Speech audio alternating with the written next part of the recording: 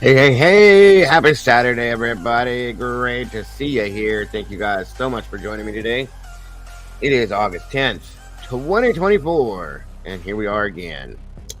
Welcome back. Hope everybody had a great night last night. Thank you all for joining me last night for Paranormal Friday. That those of you that were there, I do appreciate you so very much. Today, guys, we're looking at a very sad, disgusting, I am so angry about this case. GIOVANNI, Chulo, Jennings, a 6-year-old child. This is the worst case of child abuse I've seen and heard of ever. So we're going to be bringing awareness to this situation. This has to stop, you guys. This has to stop.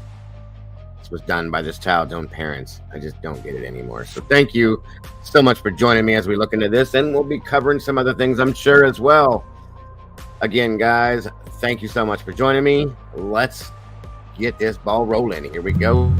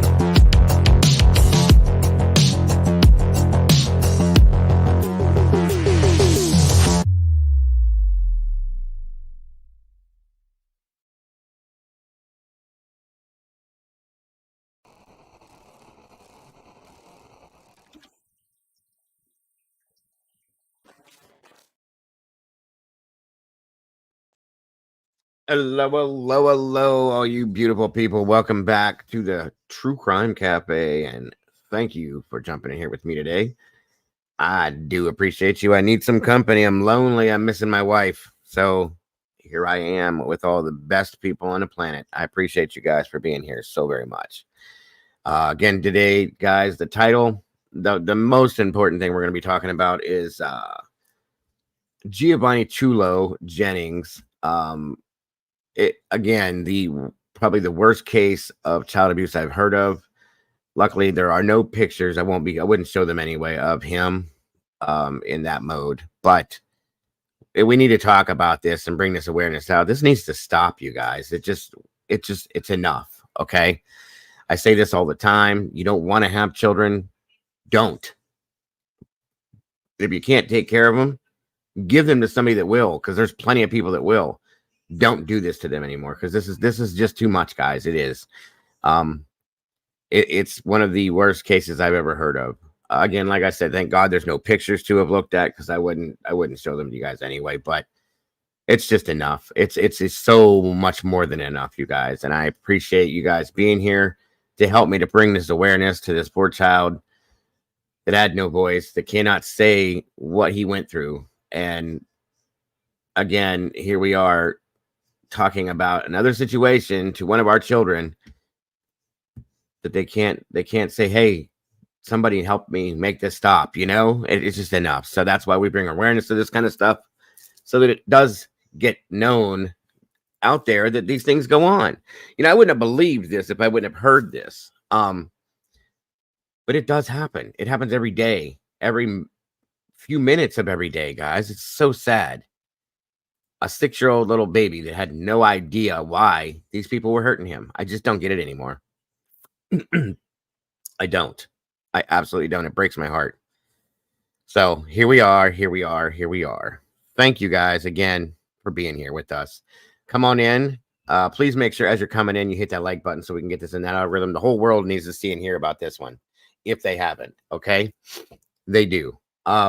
As well, and the people that did this, that's what I really want out there, is the people that did this. They need to be seen as the pieces of garbage that they are, the monsters that they are. And I hope to God that they get every bit of discipline that they can get for this, guys, in every aspect. Mama Bear will be joining me shortly here, she says. I'm grateful for that again. Yay. So, thank you guys again for being here. Speaking of which, who is here with us today on this very beautiful Saturday? It seems to be. I haven't been out there much yet, so we'll see. Looks like Murky Piglet's back in the house. Hello, welcome back to you. It's great to have you here, Leslie and Billy. Great to see you, my dear. I hope you had a wonderful birthday yesterday. God bless. Now my doodlebug is in the house. There she is. Good to see you. Good to have you here. Nana Drama Nana's in the house, dropping a $5 super chat already. Says monsters are real. Yes, ma'am, they are. And thank you so much for that super chat. God bless. Andy Rose is in the house. Thank you, Andy, for joining me last night for Paranormal Friday. I appreciate that so very much. Book Princess is in the house. Welcome back to you. Emerald Sky 67. Welcome. Great to see you tonight. Today, I'm sorry. Doc Holiday, my brother. Good to see you, sir. Thank you for joining us. Leslie and Billy dropping $1.49 super sticker. It looks like a hot dog on a bun. Love it. Thank you, Leslie. I appreciate that so very much. Brandy B, the OG in the house. Welcome back, Brandy. Good to see you today. I appreciate you, dear. I hope you're doing well. Green-eyed PI, welcome to you. Mama Bear's in chat right now and says she will be joining me here shortly. That's so awesome. Annie Ruler, hello. Welcome back to you. Good to see you. Salty Sleuth Investigates in the house, guys. Thank you for joining us today, Salty. Appreciate you very much. Miss Cassie is in the house. Hello. We've missed you, Miss Cass. Hope you're having a great day. Hope the family's well. Miss Wisdom Speaks. Miss Sherry, thank you for joining us today. I appreciate you so much. Great to have you here. That goes for all of you in the Blue Crew. Thank you guys so much for being here. You know what I'm going to say? I could not, would not, nor should not ever try to do this without them, because they are amazing. They are so very amazing. They make this happen, guys. If it wasn't for them, we wouldn't be sitting here. Jilly Bean, welcome back to you. Great to see you. Thank you all. Miss Kells, 420. I think she was #1 in the house today. Thank you, Miss Kells, for joining us. Great to have you here today. Tomboy Charm, hello and welcome to you. Thank you for being here. Let's see here. Show. Again, guys, please share this out if you can to anybody and everybody you think would want to come in here and hang out with us as we talk about what we're going to talk about. Come on down.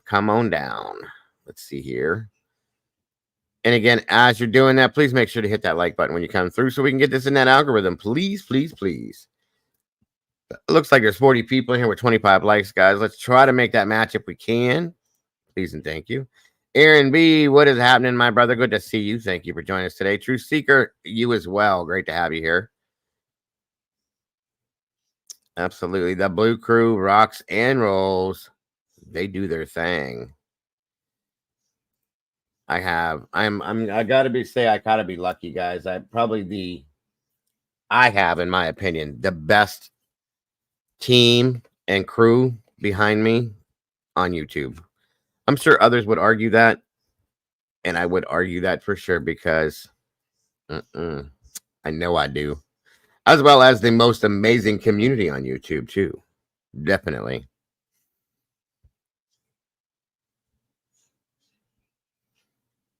Let's see here. Come on in, everybody, if you will. Mystic Butterfly, welcome back to you. Great to see you today.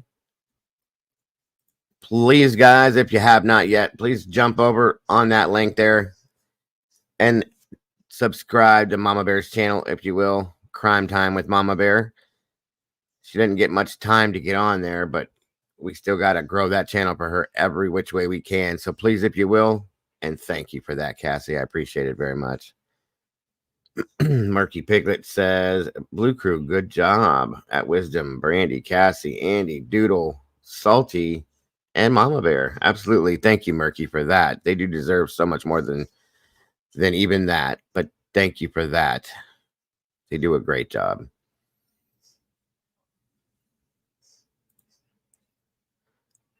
Let's see here.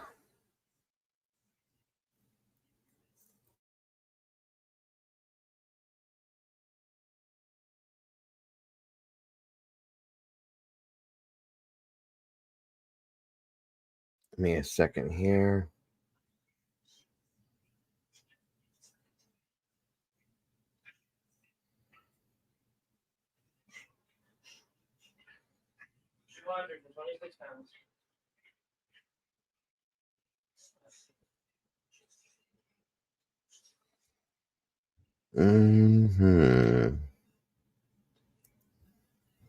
Welcome back, Miss Page. Thank you for being here today. I appreciate you. Come on in, everybody. Get comfortable. I'm going to wait just a few minutes here to see how many more people we get in here, of course, so I don't have to go back to the beginning once we get rolling. Come along, come along.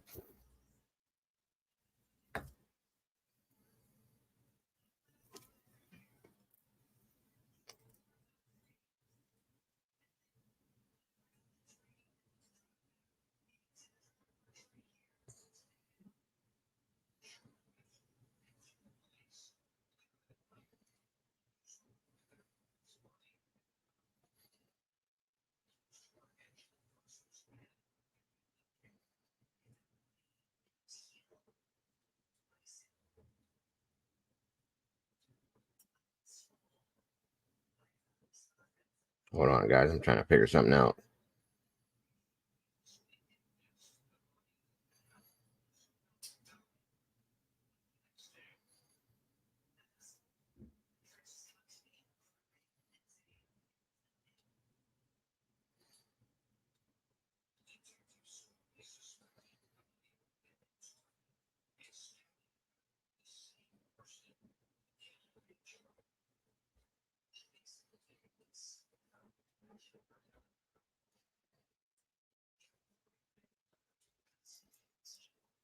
Tracy Smith is in the house. Welcome back, Tracy. Great to see you. Great to have you here.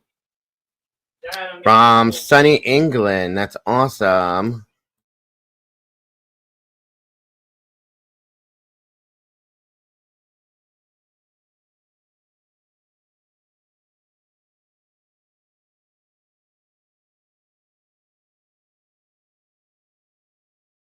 Kim North of 54th. Oh, welcome back to you. Thank you again, by the way, for all you meatballs jumping in here with us, guys, to jump in this sauce and help us spill this sauce today and get this out there. Appreciate it so very much. It sure as hell is, Paige. It sure as hell is. I can breathe outside when I go outside now. So much better. It's a lot nicer. When I'm done here, I get to go cut grass until I come back later. But yes, it is so much nicer. It's a lot easier to breathe. I'll have to stop every 10 minutes to drink a gallon of water either. Texas is having a cold front. Only 99 today. I bet so. I bet so. Miss Debbie Clark's in the house. Welcome, Miss Debbie. Thank you for joining us again. 52 of you awesome, amazing, beautiful people in here with 33 likes. Come on. Pretend like you like me just for an hour or so, guys. Please, to get this in that algorithm and keep YouTube happy. So I'm happy. Please, please. Thank you, please. Please, please, baby, please. If you will. Let's see here. So.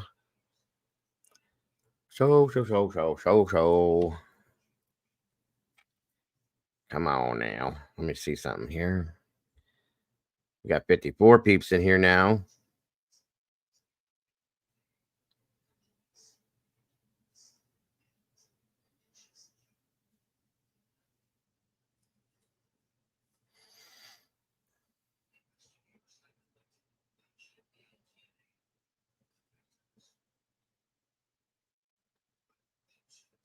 I'm lonely. I miss my wife. I miss my wife.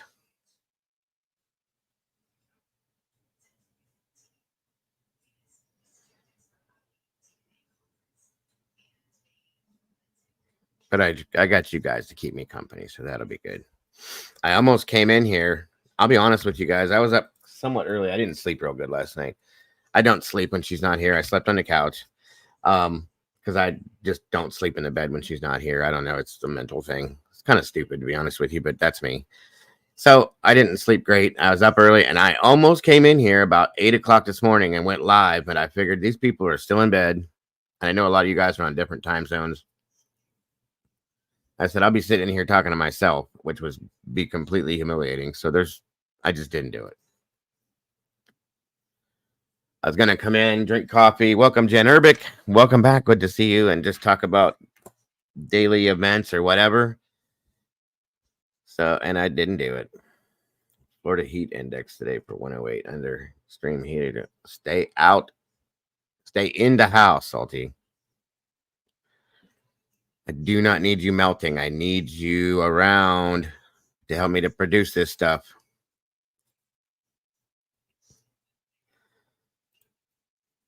Back up triple digits now. I don't know how you guys do this shit. You're bored, Miss Jen? Well, hopefully we can fix that. I hope we can.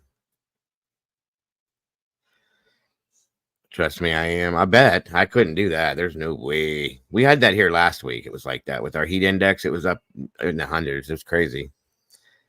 Human conversation. Well, here we are, Miss Jen. Here we are. I was waiting for a morning stream.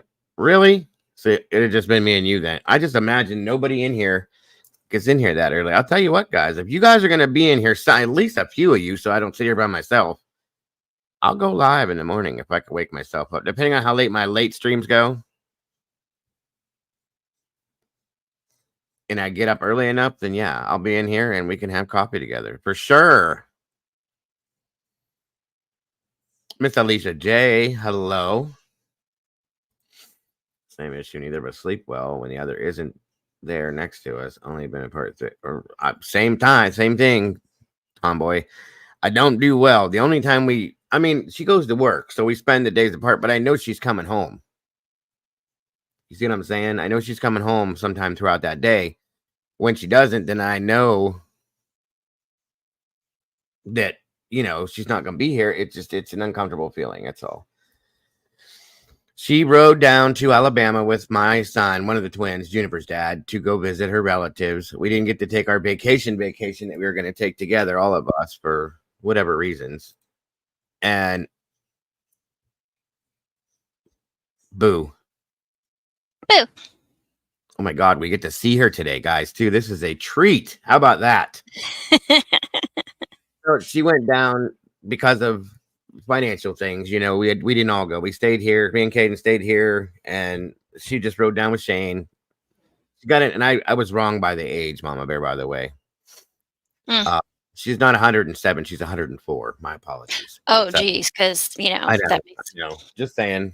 She corrected me yesterday. But that's why she goes down there, because this aunt of hers, who she was very close with growing up, at 104 years old, it could be any moment. You know what I mean? I mean, the woman, I don't understand this. Her family has really good genes. Her uncle is 69 and he looks like he's 40. Her mom is the only one that kind of took the aging route a little, but she had a rough life, I guess you could say. I know I gave misinformation. I'm sorry. Sorry, Salty. But welcome, Naomi B. Good to see you. But anyway, so me and Caden stayed here because he's got band stuff going too, and it's his senior year. And you can't miss out on this, and you can't miss out on that. His band teacher's a complete dickhead. Excuse my language, but she is. She picks on Caden. She doesn't like him. Yeah, it's a she. And she don't like him.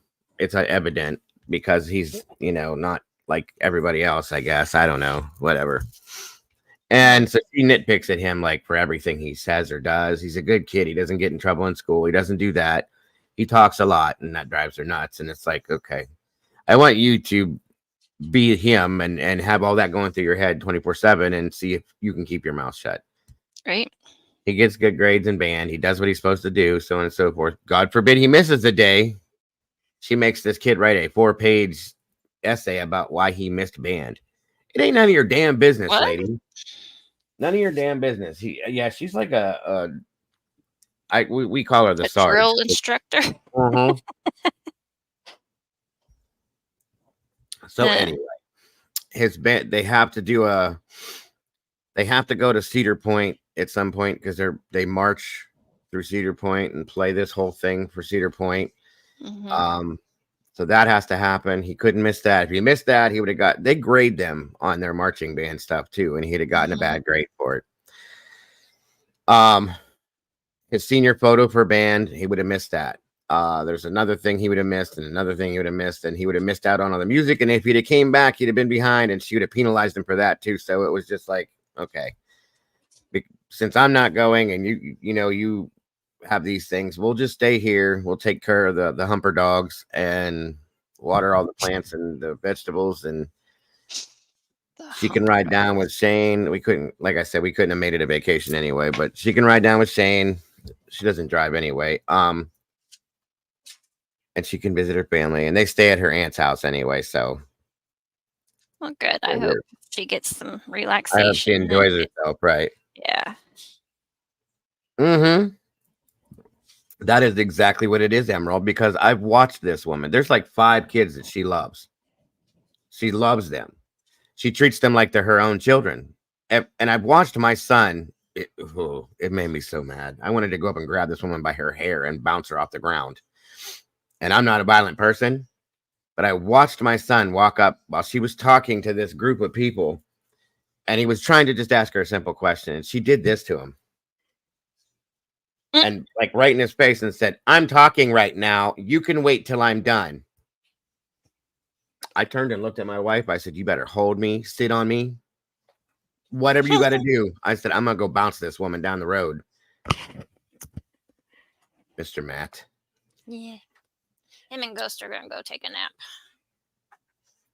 It's hilarious that the dog naps with him. Ooh, I Oh, see it. he got home Thursday night, and that dog was so happy. Oh my gosh. I bet. Since. That's how I'm going to be when she comes home. I'll be wagging my tail and panting and jumping all over the place. So, when did he get a banjo? He's had one. Does he play? Yeah, he can play it. He doesn't play it, but I've always wanted to know how to do that. It's one thing. I mean, I'm sure I could figure it out because I can play the guitar, but yeah. I always wanted to be one of them. You know what I mean? Hillbilly. Oh well, whatever you call it. I call it. What the hell is it? There's another name, bluegrass. I've always wanted to be able to play bluegrass. I love the sound of it. You know what I mean? Yeah. So it's funny that you're doing this story because I was watching all of the news feeds on it this morning, and I was like, should I go live today and do this story? It's like, I'll wait and see what Dago's doing today. You knew if I saw this, I was doing this. Yep. I almost sent it to you, and I was like, I bet he's already seen it. This pissed me off so bad when I saw. I could not. Caden was upstairs, and I'm sitting downstairs, MF and this, that. He's like, "What are you doing?" And he comes down and he goes, "Who are you talking to?" And I went, "The TV." And he said, "Why?" I said, "Just don't worry about it right now." Yeah.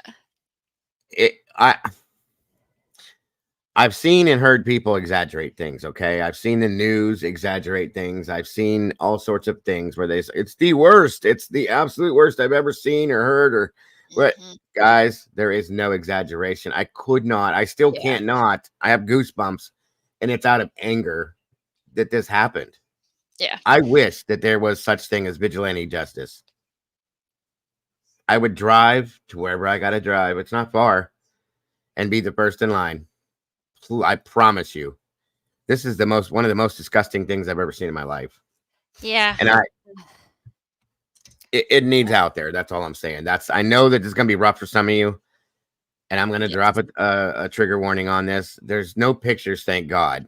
I wouldn't have showed him anyway, but still, right. it needs to be heard by the world. These two creatures of hell need to be put out there for who they are, for what they are. I scream this constantly. If you don't want children, please stop having them. Right. If you can't afford them or handle them, stop. Just But I close don't. your. Go ahead. So they had 3 kids. Oh. He was the middle. He got the majority, and I don't understand why. Nobody. I don't think anybody does. I I don't know understand it. I know the 4-year-old got, I'm not gonna give it away, but got injured once, but not to the extent that this kid did, and I don't This get it. I don't understand. Like, what kind of a Oh, what? How yes, does your sorry. mind work to make you think to do the things that they did? Yeah, that too. Now I God, remember what I'm why not he gonna did give it. everything away. We're gonna listen to this on here, but these people went as far as to staple. I'm not lying. Staple this child into a corner. They stapled his clothing into the corner so tight that he couldn't move, and then laughed about it as if because of the way he was trying to move around and get out of it or whatever. Stapled him to a fucking corner, you guys. Excuse my language. I don't understand the mentality here of how people think to be able to do stuff like this. Was this one in Ohio? Michigan, Michigan, that's right. still close. You know, Yeah, we're I all knew it was, neighbors. like, right in our little Yep, tri-state area, we're all neighbors. I hate to claim that, but right? damn, unbelievable to me. As soon as I heard that, I said, "What?" I mean, I don't understand, you guys. I don't understand how somebody's mind can get to a point. And at some point, Mama Bear, after I watched this, it started to come to the point where I felt like I think this was entertainment for them. Honestly. Yeah, I wondered that too when I was watching it. Yeah, because I watched the press conference first, and then Mm-hmm. I watched one of the news clips after that, and I was like, yeah, it That's was what I almost did. like it was entertainment. Right. I watched the news conference or the press conference and I'm like, what the hell? And then I watched 3 or 4 different, they're all pretty much saying the same things, but there's a couple little differences, different news Yeah, breaks on them. So yeah. And then when I saw a picture of them, I said, oh, okay. yeah. So Satan cute. spawn. Yeah. Moni in the middle. Hello. Hello. Hello. Hello. I was thinking about Salty when I watched this too. I said, oh my God, I can only imagine her Yeah. reaction to this as well. She's a lot like me with that. And just anything with children, she does not deal with it well, just as much as Hiya, I. Most of Kimber. us don't. Welcome, Kimber. Hiya, Moni. Hi, guys. Hi, everybody. Just while I'm at Doodle, it. Doodle brought her cake. That's right, Emerald. The mentality being able to go that dark, especially the mother who carried. That's what I've always said. I don't understand a mother. The boyfriends, again, this is another case, and I know Salty's going to agree with this because she has said this 100 times. Another case of a mother choosing a man over her child. Once again, just like with Elijah Boo, another situation, same thing in my Mhm. opinion. Okay, which again, there's still no conclusion to that case at all. We still have no child. He's still missing, but we know what happened in that sense. Okay, another mother choosing up some piece of shit garbage man instead of her baby that she carried in her body for 9 months, Yeah. grew that child in her body, nurtured that child when it was born, and here we are with this. How does that Mhm. work? I don't get that. I Oh, know I've Kimber, seen if you don't know this one's gonna send you beyond through the roof. it is. This is the only reason why I'm putting this out because it needs that. It's almost as bad. I'm gonna now. You know what? I'm gonna say that it's on the same level, just different circumstances with Yeah. Maddie Soto. In my opinion, it really is. Um, Yeah. I don't understand any of this stuff. I don't understand these people. At this point, you guys, They need to gather these people all up and take them all out on an island together and just let them go at each other. Leave them go. That's my opinion. They don't deserve to breathe the same air that we do. Mm-mm. They don't deserve it. They don't. And I'm going to get hot, Oh, yeah. probably. Like I'm Andy going to said, be prepared for the screaming Sicilian. I'm going to apologize first and ahead of time, guys. You know how I get about certain cases like this with children and everything. So I'm apologizing now. If I start to raise my voice or say certain things, please don't take it personally. Try not to get upset with me, but this is what happens. I didn't even see her He's going say to that. stop it, go off, and he's going to play it, and he's going to stop it, go off. It's not fair. It's not. It is not fair to these babies. Like I said, I swear sometimes I think that these women Right. should have to pass a psychological exam. 100%. Oh, of course, yes, very different. But Yeah. mothers allowing bullshit is this. That's what I'm saying. Yeah. It's around the same level as far as there's abuse involved, but completely different in that sense. Is what I was trying to explain. Yeah. That we know of. There's no I don't even want to go there the with same. that. Yeah. Harming Montgomery and opposite, yeah. Uh, Gotcha, Murky.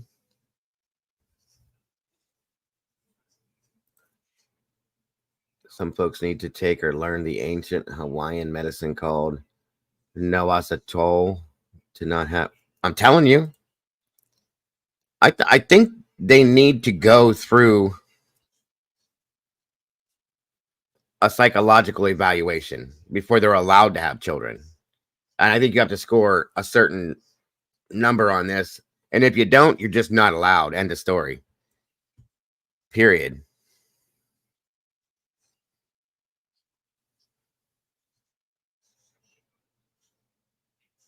I hope Mr. Kimber's doing well today, Kimber. Always in our prayers. Hey, Green Eyed.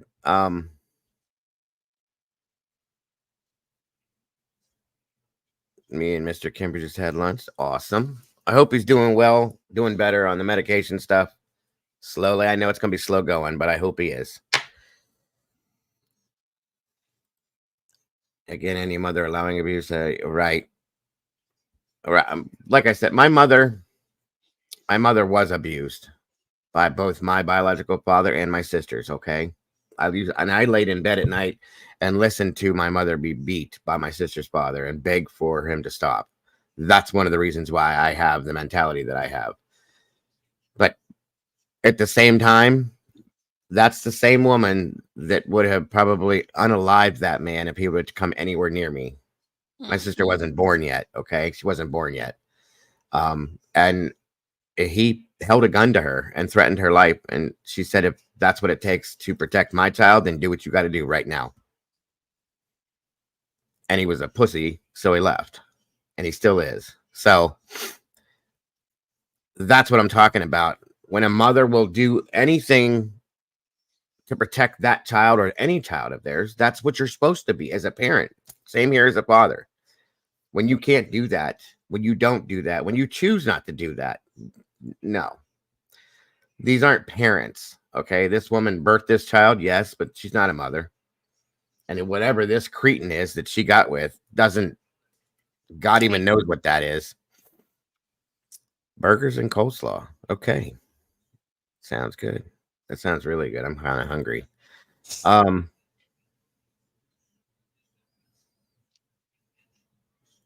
And you're talking about seafood? You're killing me. I haven't had seafood in a while. I love seafood. So, looks like we got 63 peeps in here. 47 likes. Let's try to make that match. And I think we can get rolling now. Oh, God, that sounds so good. Fish and chips, coleslaw. Ugh, you're killing me. I don't know what a Maryland crab cake is, but you're killing me, Andy. Happy birthday to your happy birthday to your dad, Andy. Tell him the whole crew said it. All your friends. Why do I always get stuck on top chat? I don't understand that. Okay, here we go. Hey, Meta Mom, Mom. welcome. See, every time I go to get started, somebody else pops in. So I was waiting on. Hmm? Hmm? What? What in the heck? First off, I love that your picture thing there. That's cute. Hi, bitch. Looks like something Molly would put up. What is Hungry Howie's? I never Pizza heard of that. place. I We think don't have stuff like any. that up in the north up here, I don't think. You have one? I think we used to. I don't know that we do anymore. At least not in Brownsburg. There might be one in Stormy. Avon. She says it's a pizza place. Welcome, Stormy. I've never heard of it. We used to have way back in the day. Did you guys ever have a Little Nero's? Uh-uh. It was before Little Caesars. Everybody's saying their crust is good, pizza's good. I've never heard of it. It's got to be a Southern thing.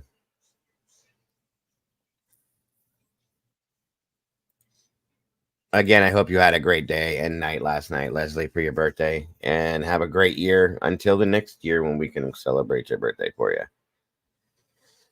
Yeah, I never heard of that place before. Interesting. I'll have to look it up one day. Had warmed up crazy puffs from what the hell? What is a crazy puff, Tomboy? That's a Little Caesars thing? That sounds good. Homemade ones. I'm not a fan of chicken pot pie as much as I am beef pot pie. I don't like chicken anymore, though. I don't like pot pie, period. No? No. Is it the coagulated stuff inside of it that you don't care for? That's what I figured. Most people don't like that. And I don't like my food touching. My daughter's the same way. You should see her plate when she gets it out for Thanksgiving. She takes the smallest helpings because they have to not touch. Sometimes she has a couple plates because everything's got to be separate. Yeah. It all goes I the have to same eat plate. one thing at a. I have to eat one thing at a time. She's the same way. It's the peas. Yeah, I'm not a big pea. Me and my wife have had an ongoing fight for 23 years. Welcome, JC. And I know I'm wrong. I know everybody in here is going to yell at me in a minute and tell me I'm wrong. I love tuna casserole. Okay. I don't like casseroles either. I don't like peas in it. And everybody says, and I say that peas aren't supposed to go on it, but everybody says yes, they are. My mother made it when I was younger, with just cheese, noodles, tuna, and whatever it was to mix it together, and there was no peas in it. I think it was truly because we didn't have them at the time or something, and that's why. But I like peas by themselves. I don't like them in something. You know what I mean? Yeah, the only peas I like are what are they? Snow peas. Yep. Mm-hmm. I can just sit there and Same eat here. those suckers like That's my candy. favorite. I like them in. Ew. What? Stormy, don't make me not like you. I love you. Don't ruin it. Peas, ham, and mac and cheese. What? Caca. Thank you, Alicia. I'm right there with you. I love split pea soup. That's the only way I really like to put them in anything. Field peas and Why snaps. we always end up on food? Because we do. And yes, Salty, I'm down with that right there. I love that. That's no lie. Yeah, my husband makes fun of the way I make my tuna stuff for like sandwiches. Okay. He makes fun of me. That's the way my mom made them, and that's how I make them. How do you do it? So it's just the tuna and then mayonnaise, sweet relish, and sugar. It's all mixed together. That's different. Maybe it's an Illinois thing. I don't know, but that's Don't you already get the sweetness from the relish though? Yeah, I mean, I get the relish thing. See, I make it with tuna mayonnaise.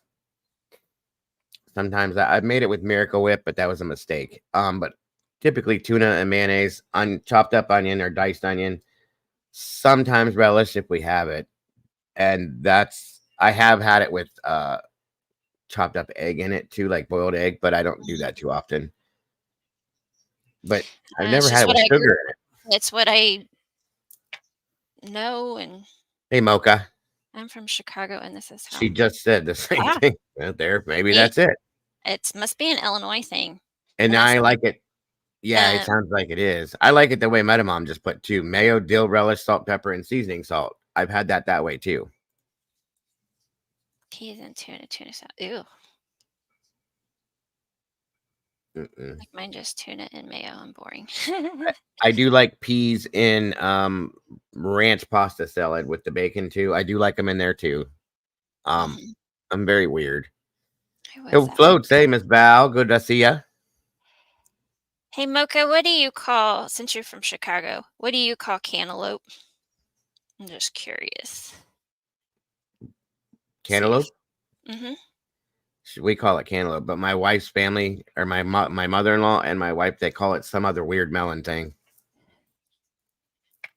Not muskmelon, but they call it something altogether different. I looked at her one day. I was like, "What the hell are you talking about? It's a cantaloupe." She was like, "No, it's a whatever she said." And I went, "No, it's a cantaloupe. That's a Yep. cantaloupe." I picked it up and I said, "This is a cantaloupe." She was like, "No, Joe, it's something else." It must be country Illinois then. Um, They're yeah, from we South, call it muskmelon or mushmelon. so that maybe that was what she said. Yeah. I think that yeah, it's a cantaloupe. Isn't a muskmelon something honeydew? A honeydew is different than a cantaloupe, though, isn't it? It's a different kind of cantaloupe. Honeydews are green, It's I still a thought. melon. I guess it's a melon. Mm. Honeydew melon, cantaloupe melon. I love melons. I love watermelon is my favorite. Yeah. I like cantaloupe if it's cold. I'm not a big fan of the honeydew though. I don't like them super duper sweet. That's my thing. Honeydew isn't super sweet to me. I think regular cantaloupe's sweeter than honeydew. Cantaloupe is orange, right, Butterfly? Yeah. I don't know. I love melons too. Let's not go there, That's great. Andy. With her eyes, I see what she's saying there. Weirdo. That's how I eat it. That is the best way to eat it. Hmm? Or wait, where'd it go? Mocha. My dad ate watermelon with salt. So do I. I love it. I Yeah. put salt on cantaloupe too. Yeah. Has anybody ever had tomatoes with sugar besides No, me? Mama Bear. You guys in Wisconsin like that sugar, don't you? Guess so. What the hell, Doodle? Until you get older, then your melons turn into oh my god, Uh, Doodlebug. Mocha It said, hit ew. it hit me as I was saying the last word. She's such a weirdo. Yep. I told you guys we're gonna do a case on the Doodlebug one of these days. This is why we love her though. Cantaloupe with sugar, watermelon. I just eat my cantaloupe and watermelon just Salt. You gotta add salt to it with to accent that flavor. mm-mm. So me too, Butterfly. I could eat watermelon every damn day. I love it. Yeah. And So I buy the nobody's seedless. Go ahead. so nobody's eating tomatoes with sugar, huh? I used to do that too, Salty, because I watched my aunt do it. I Oh, would beer. put salt in the beer. My wife does it. She buys beer salt though.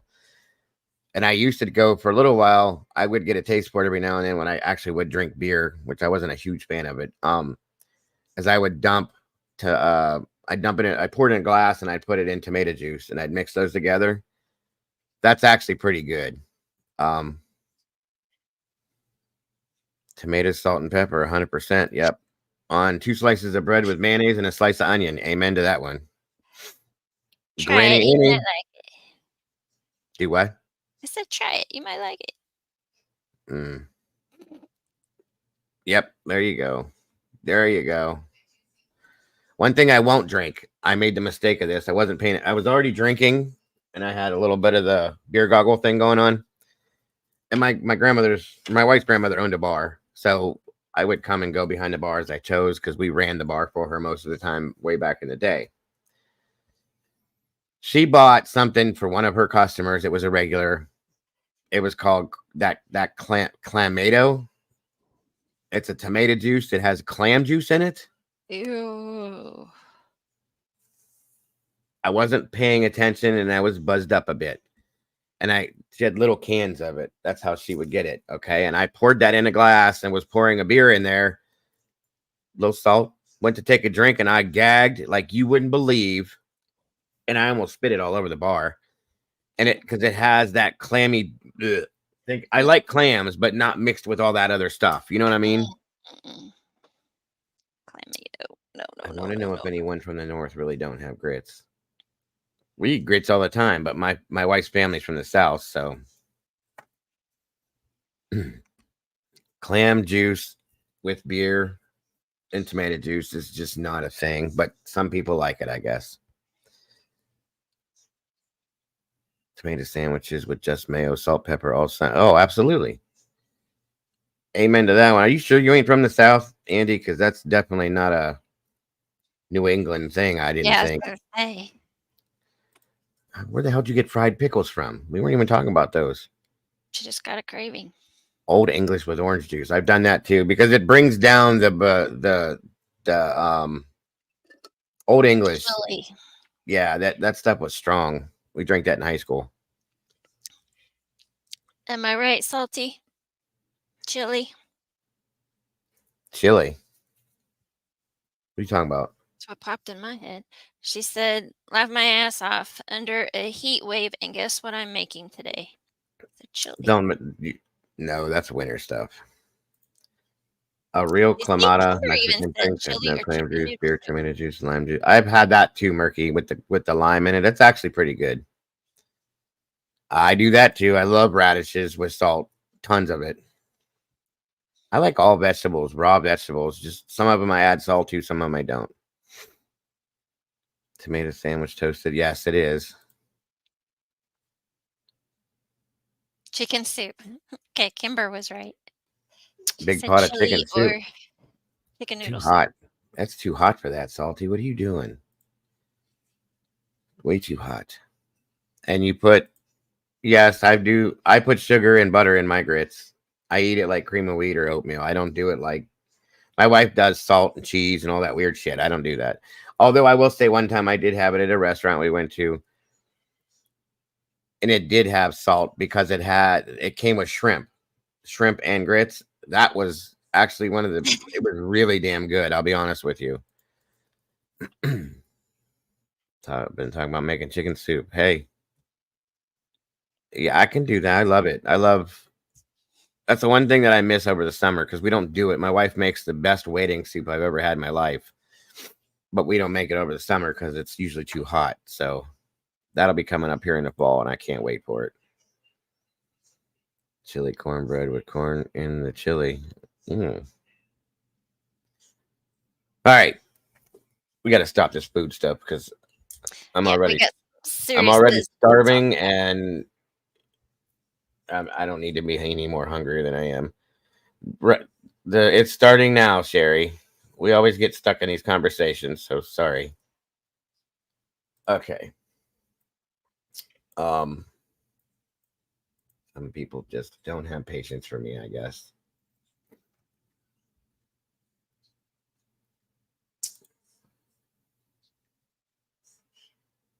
All right.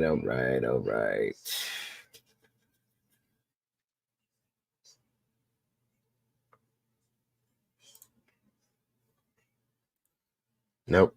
I don't want to start with that. I want to give you guys the news drops first, and then we're going to do the presser on it. I'm sure a lot of you guys have probably seen this, but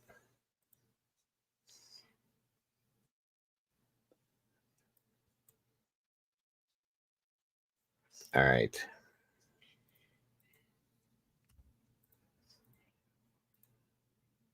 Hey, Death Valley, welcome. Good to see you. Murky. Right. Yeah. That's about it.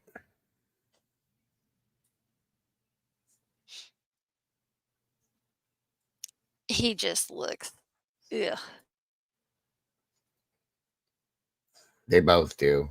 Their eyes, you know, we talked about those eyes before. You can just kind of tell sometimes. Right. It is a bad, bad thing. Trigger warning. Trigger warning. Content may include sensitive or violent content not suitable for all viewers. Feel free to step out if needed.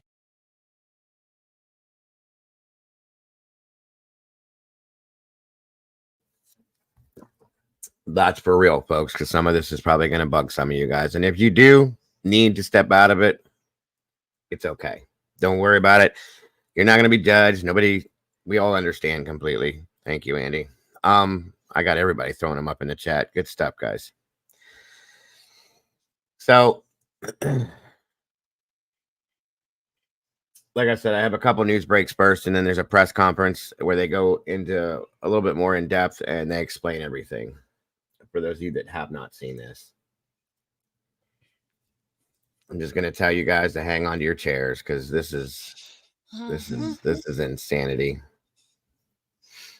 A mother and her boyfriend are charged in the death of the mother's 6-year-old son. And that story tops the news here at 6 o'clock. Thanks for being here with us. I'm Kimberly Gill. And I'm Damon Fernandez in for Devin Skillian. Prosecutors say Giovanni Jennings died inside a home in Madison Heights last month. Will Jones joins us live now. And Will, the details in this case are very graphic.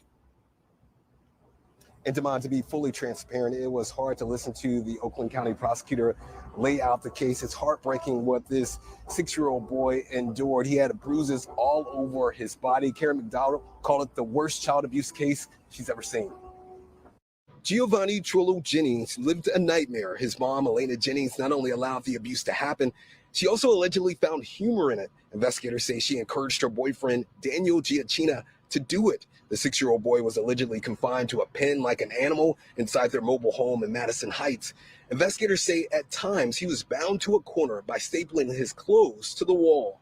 Both Jennings and Giacchina laughed about the photo and Giacchina's use of the staple gun to solve, quote, the problem. According to the text, Chulo was being punished in this manner for looking out the window in the pen area. Investigators say Giovanni died on July 31st of blunt force trauma to his abdomen and a perforated bowel after a lengthy period of confinement and abuse. Do you know what you have to do to cause a perforated bowel to a child? A lot. And he was punished because he looked out the damn window, you guys. This is insanity. From his pen that he was stuck in. Yeah. Because he probably heard kids outside playing and he wasn't allowed to do that. There were other children, mind you, in this household that were allowed to do these things. He was never allowed to be involved in any of this stuff. When I heard the perforated bowel thing, to do that to a child and blunt force trauma to the stomach, they must have been kicking this child in his stomach and just, oh my God. Initially, the couple put the blame on the boy's biological father. Now Jennings and Giacchina are facing murder and child abuse charges in addition to lying to a peace officer. Combined, we have spent over 100 hours reviewing extremely disturbing videos and photos, as well as text messages and Facebook chats describing the horrific things that happened to this 6-year-old boy. Esteban Cabrera recalls seeing his stepson's badly beaten body at the hospital. He was so unrecognizable, like his head was almost double the size. His eyes were so swollen. The last time he saw Giovanni was back in March when Elena moved his 2 stepchildren and their daughter out of their Southwest Detroit home. He was such an amazing child. Like, he just wanted to run and play. But we begin tonight with what is being called one of the worst cases of child abuse and murder that prosecutors say they have ever seen. Thank you so much for joining us for 7 News Detroit at 6. I'm Carolyn Clifford. And I'm Simon Shakette. A 6-year-old boy's horrific death in Madison Heights now leading to charges. The community tonight left with many questions. It happened on July 30th. The child's mother, Elena Jennings, and her boyfriend, Daniel Giacchina, are now facing murder and first-degree child abuse charges. We do have to warn you tonight, the details in this story may be quite disturbing to some viewers. Today, I talked to the Oakland County prosecutor about allegations, a neighbor about how this has impacted the community, and the grandmother of the boyfriend about disturbing allegations surrounding the death of Giovanni Jennings, who was affectionately known to many as Chulo. He was being punished in the bedroom. How was he being punished? I was told that he was put in the corner. Why was this child being punished? He was being real bad. I understand that he was being real bad to his brother. Ann Nix lives here in the Ackles mobile home community off DeQuinder, the same place prosecutors say 6-year-old Giovanni Jennings suffered blunt force trauma to the abdomen and a perforated bowel after a lengthy period of confinement and child abuse. When I was home the one day, I heard her reprimanding him, slapping him, with the belt. Nix is adamant she was unaware. Prosecutor Karen McDonald charged her grandson, 32-year-old Daniel Giacchina, and the child's mother, 25-year-old Elena Jennings, with murder and first-degree child abuse until I told her. Did you see anything that made you think he was in danger? No. Photos taken during an autopsy in Wayne County revealed that Chulo had bruising and laceration on his entire body. Police say a 911 call July 30th made by his mother led to him being found not breathing. He was pronounced dead a day later at the hospital. Both Giacchina and Jennings would watch video clips of Chulo, quote, misbehaving, which would include Chulo trying to urinate, drink, or leave the corner. Prosecutors say after initial charges of lying to police were filed, they discovered video evidence to show the boy was shot with a BB gun, confined to a bedroom wall using a staple gun, and that he began vomiting due to injuries. Both Jennings and Giacchina laughed about the photo and Giacchina's use of the staple gun to solve, quote, the problem. The abuse involved physical violence and assault, including shooting at Chulu with a BB gun. For punishment, Chulu was confined to a pen in a corner of Giacchina's and Jennings' bedroom. Prosecutors add the mother lied, telling police the boy was with his biological father, who was in no way involved in this. Jolene Zidlowski lives next door and tells me she's simply in disbelief. To know that he was confined allegedly to a bedroom, Yep. unable to leave. Oh, that's heartbreaking. And to know that there was torture, that boy was tortured, that's unfathomable. How can a mother do that to their kid? I discussed with him that being put in a corner for any great length of time was too much, was enough. It wasn't, and that he needed mental help. Right now, those charged remain in jail without bond and will be in court for an upcoming hearing August 21st to bring you those latest developments. Carolyn? I mean, Simon, all of these details are just so horrific. Did anyone ever call to get some help for this child, called Child Protective Services or anything like that? We've asked. They're still looking into that. They haven't been able to give us a clear answer, but they have now obviously reached out to the state because there were other children in that home, and CPS is now very much Oh, involved. good. So now the other children are out of that home. Thank goodness. All right, Simon. Wow.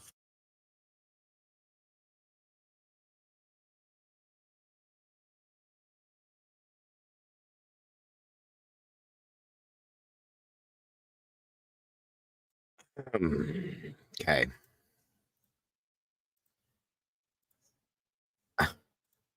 I'm almost speechless on this. Again, I've already watched this twice. No,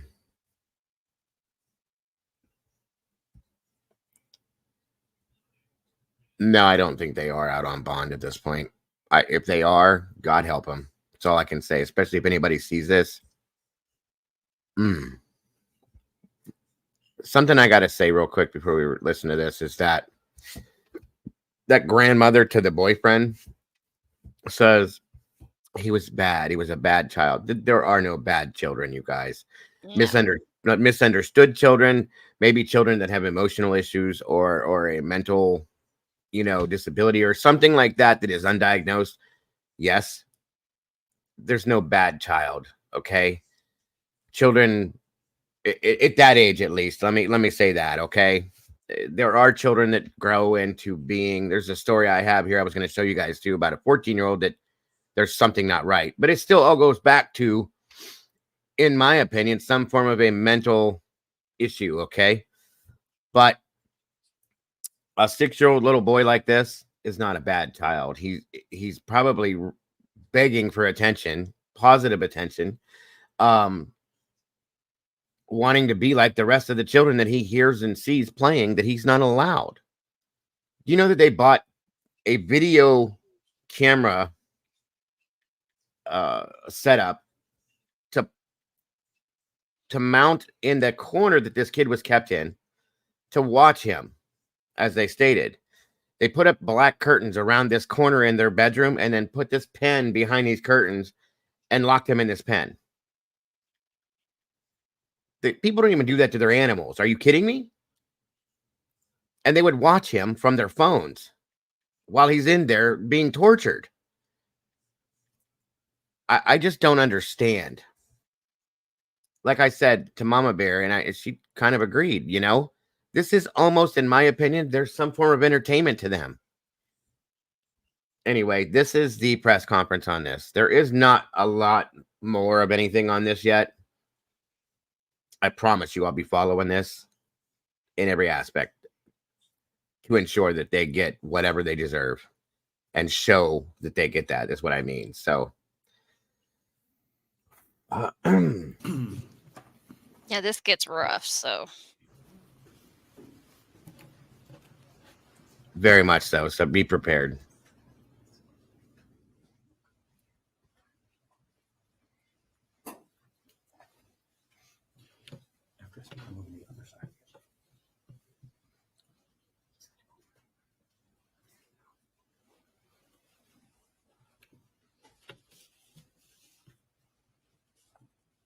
Good afternoon.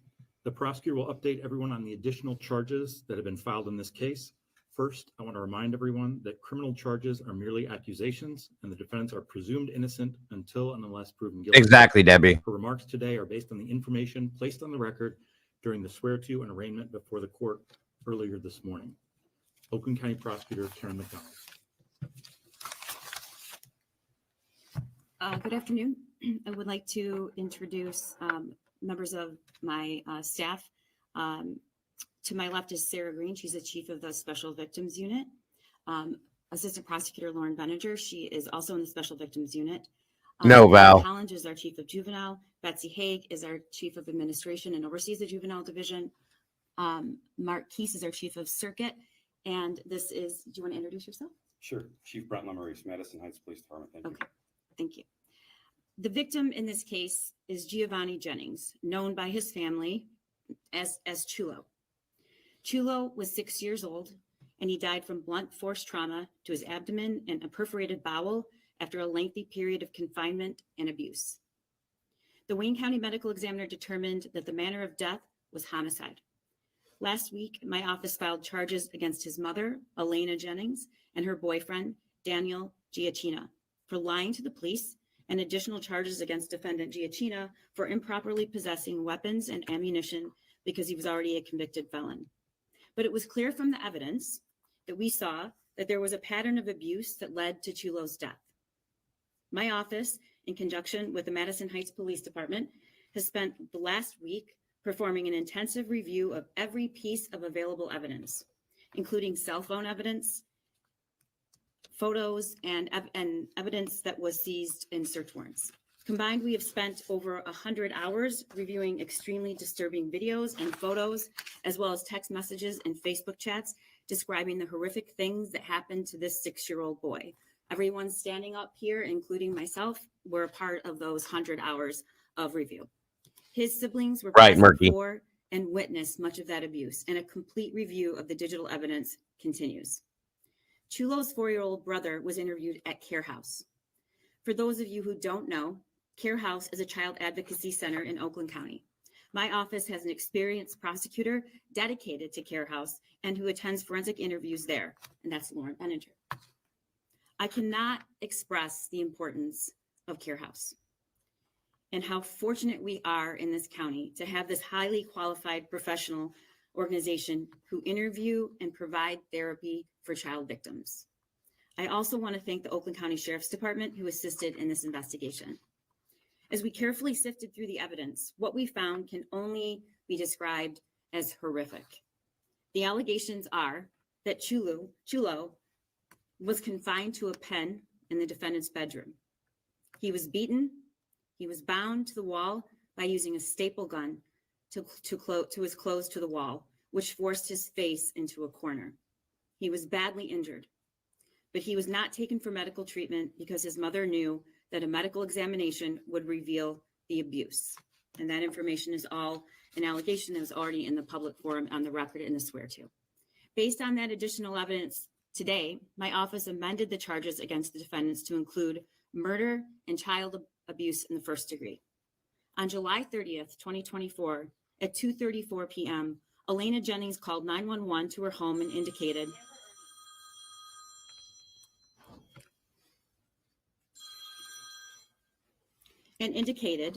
that her 6-year-old son was passed out and unconscious. Chulo was rushed by ambulance to Ascension Macomb Oakland Hospital, transferred to the Detroit Medical Center, and ultimately succumbed to his injuries around midnight on July 31st. The allegations are that Jennings falsely told police that she left Chulo with his biological father when she went to work that morning, and that Chulo was uninjured prior to being with his father. Police located and arrested Chulo's father, and based on information provided by his father, subsequent investigation quickly revealed that the child's father was not anywhere near Chulo's location that day, and that defendant Jennings had provided false information to police. Based on the investigation to date, there is no evidence that Chulo's father took part in these crimes. Elena Jennings, along with Chulo and her 2 other minor children, were living at the home along with Jennings' boyfriend, defendant Daniel Giacchina, and Giacchina's grandmother. Further investigation revealed that Giacchina and Jennings conspired to falsely tell police that it was Chulo's biological father who was last with Chulo. In fact, when Jennings left the home on the morning of July 30th, Chulo was left in the care of Giacchina. Giacchina typically watched Chulo when Jennings was at work, along with Chulo's 2 younger siblings and another unrelated 5-year-old. Photos taken during an autopsy in Wayne County revealed that Chulo had bruising and laceration on his entire body, including to his scalp, temples, lips, inner mouth, cheeks, forehead, chin, shoulder, forearms, fingers, thumbs, back, buttocks, inner thighs, knees, and shins. I'm sorry, but this grandmother that they interviewed, she needs to be charged, in my opinion, as well too. She lived in that house. She had to know what was going on. I agree. Bullshit. Sorry. She could have called the police at any given time. Whatever. That's bullshit. I'm sorry. Notably, Chulo had pervasive bruising to his abdomen, which was also bloated and distended. He had an apparent BB wound to his shin. First responders and emergency room personnel noted extensive external injuries as well. Cell phone evidence has revealed that Chulo Jennings was being severely abused by the defendants. Chulo was beaten by Giacchina on multiple occasions. While that abuse sometimes happened while Jennings was at work, Jennings was aware of it and approved of the physical assaults, and at times even encouraged Giacchina to abuse Chulo. The abuse involved physical violence and assault, including shooting at Chulo with a BB gun. For punishment, Chulo was confined to a pen in a corner of Giacchina's and Jennings' bedroom, where he was left to try and sleep on a wooden slat measuring 11 inches by 36 inches. A black curtain was put in place so Chulo couldn't see out, and barricades were used to keep him in place. Giacchina purchased a home security system and mounted a camera on the wall to monitor what he and Jennings called, quote, the corner, the pen in the bedroom cordoned by the black curtain where they kept Chulo. Both Giacchina and Jennings would watch video clips of Chulo, quote, misbehaving, which would include Chulo trying to urinate, drink, or leave the corner. On one instance, on July 26, Giacchina bound Chulo to the wall to keep Chulo confined in the corner and to position his head to face the wall. He did so by stapling the clothing Chulo was wearing to the wall with a staple gun.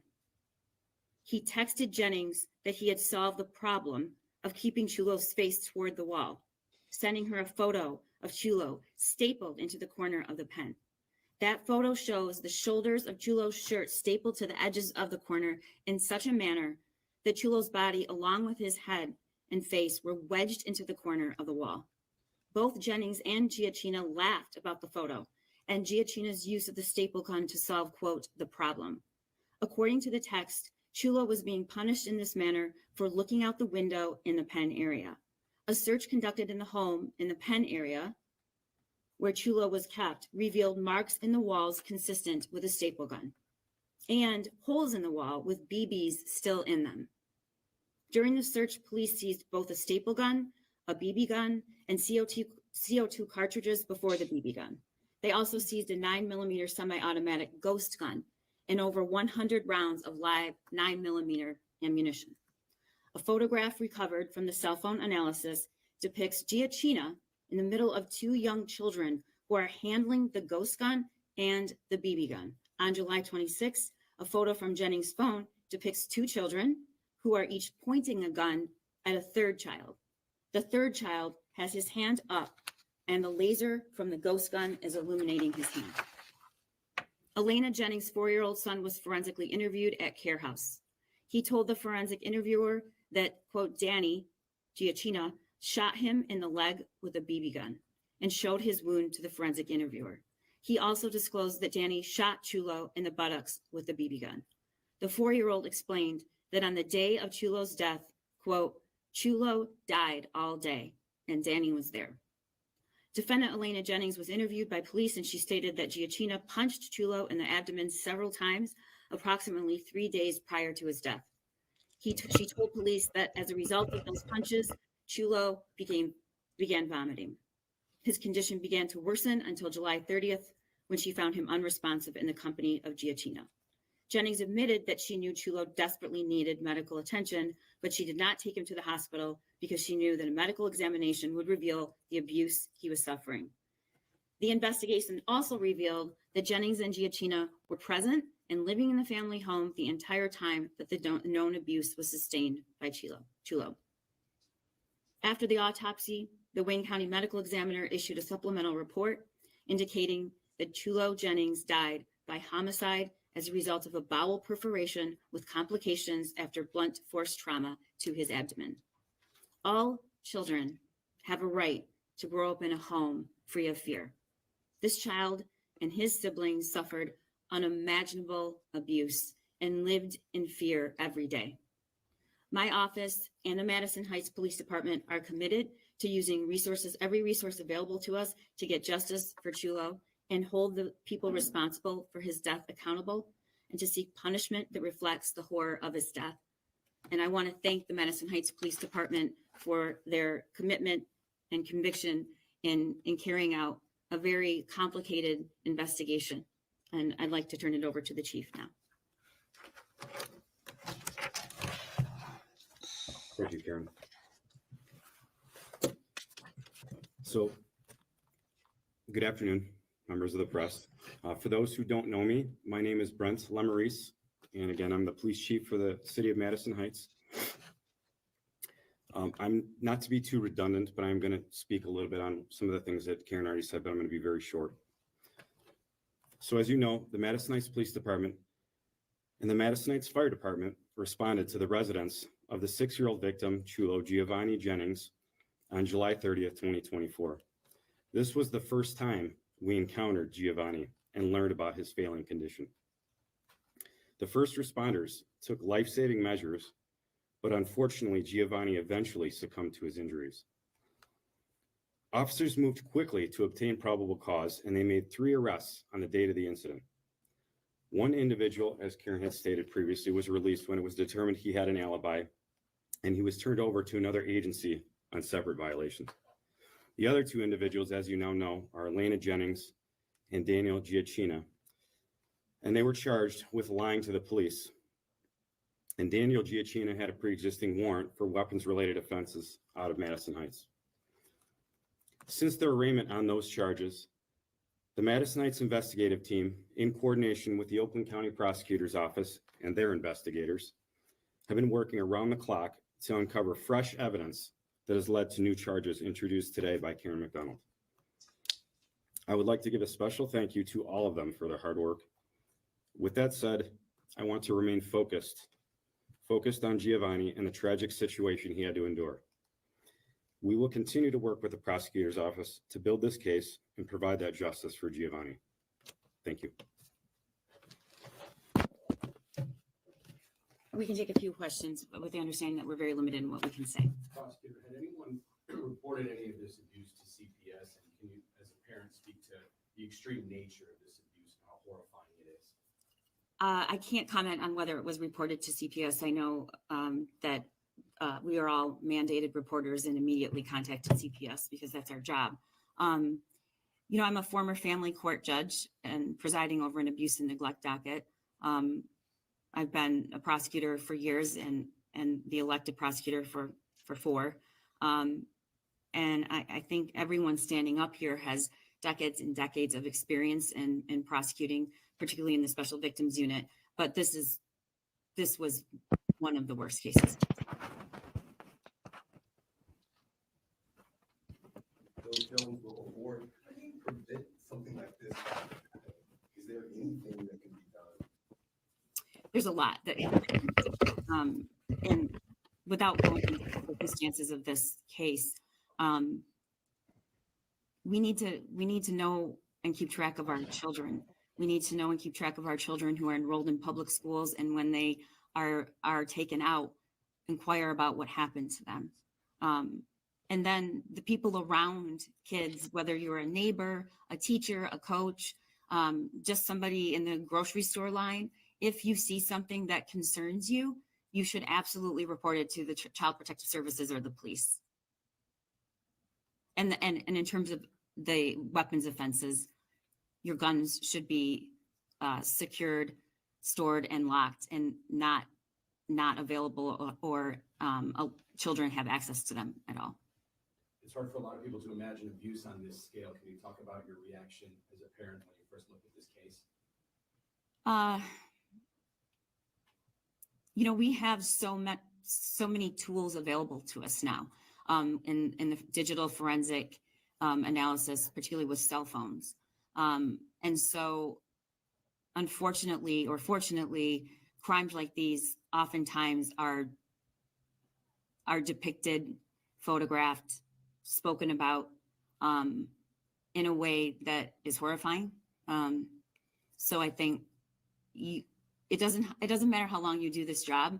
I don't think any of us ever stop being extremely moved and horrified at what we see. But it also, I know I can speak for the people on my team, makes us more passionate and work harder to protect vulnerable people. Anything else? Just indicate that both defendants were arraigned this morning in front of Magistrate Michael Mitchell. Bond was denied, and they're both at the Oakland County Jail. Thank you. Thank you.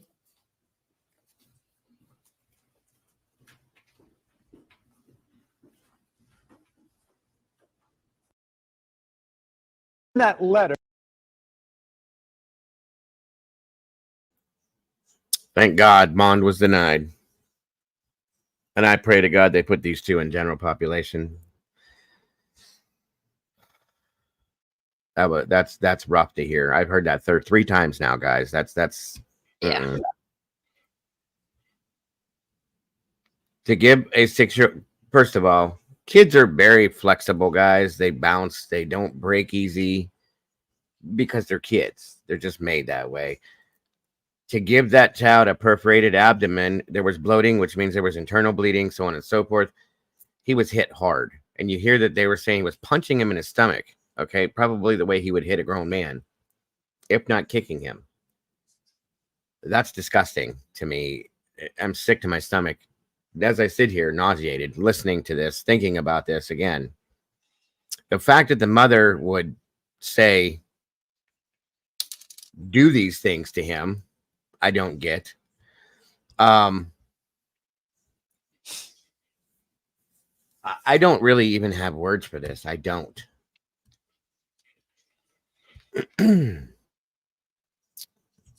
I just don't understand. This is probably, I've heard of some really bad cases, guys, but this, okay.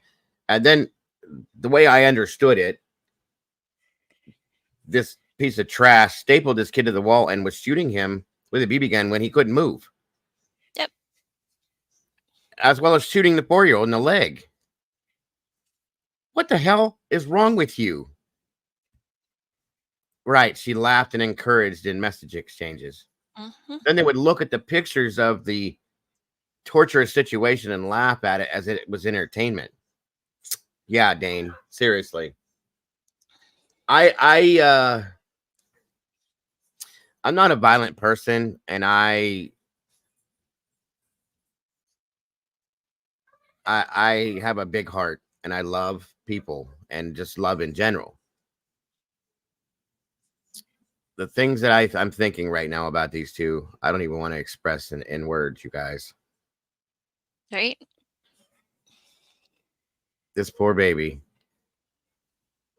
I mean, at this point, I hate saying this when I say this because I've said this before about other Quentin Simon, Elijah Boo, other small children, Montgomery, that have lost their lives due to abuse. They're in a way, it's good. They're in a better place. But for these children to have to go through the suffrage that they had, the torture, no. I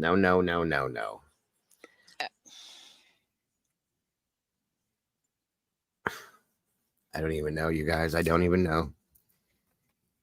So again, I will be following this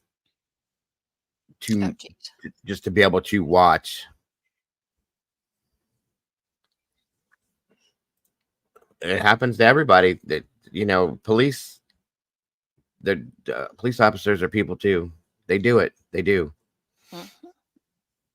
And what I don't understand, okay, the creature that I was married to first, she was abusive in some ways, mentally, emotionally, she always tried to make my kids sick, Munchausen's issues, things like that. I didn't allow it as a thing. Okay. I didn't get in. I didn't step back and watch and go, okay, do what you got to do. I interjected. I stopped it. I ended up with custody of my kids for those reasons. That's what a parent's supposed to do. You don't choose a piece of garbage man or woman over your children. You don't at all. Okay. I don't care what your scenario, just like with me when me and Brandy got together. Okay. She had 3 children. I had 3 children. If in any way, shape, or form, she would have not been a good person to be around those children, she's gone. My kids come first, and vice versa if I was that way with her kids. That's how that's supposed to work. You don't pick the man or the woman and leave your kids out to dry.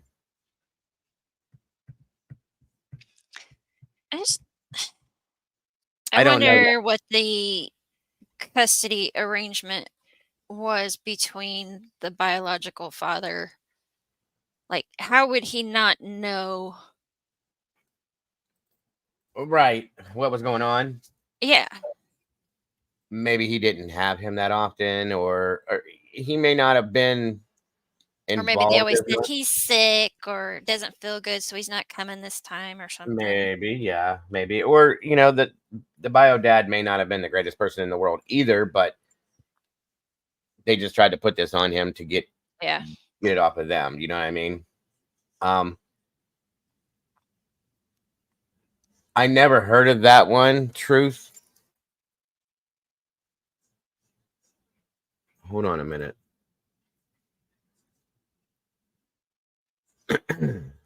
But I'm going to look at it right now.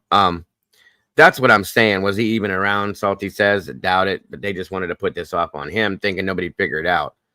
Well, I mean, come on, guys. These people are stupid, obviously. Unbelievable. This was so disgusting to me. And I've never, like I said, the one that Truth Exposed just threw up. I'm going to look at it here. I'll show it to you guys too. I'd never heard of this one before, so maybe that's why I'm saying this is the worst I've seen. But here's the other thing. The grandmother, sorry, but kiss my ass, lady. Bullshit. I'm calling bullshit. Your dead ass needs to be arrested just as much as they did, because you lived in the home. You lived in the home.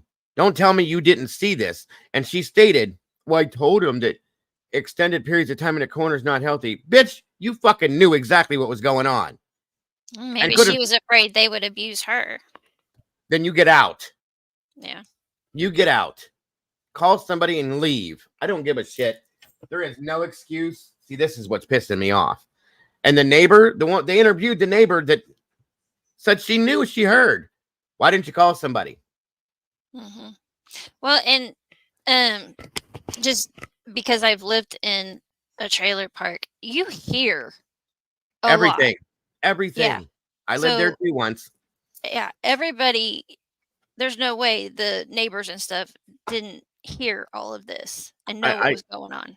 Well, 100%. I lived in a park for a short period of time when I was married to the creature.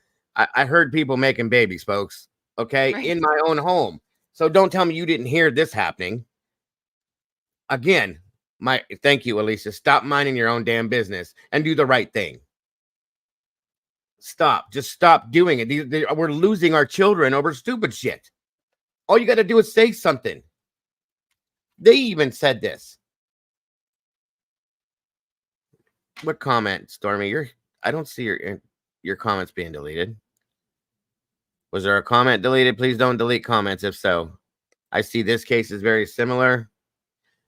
You know what? Depending on what your words are, Stormy, YouTube deletes comments. Some words YouTube just doesn't allow. Yeah, and she called him a bad child. This old woman did too.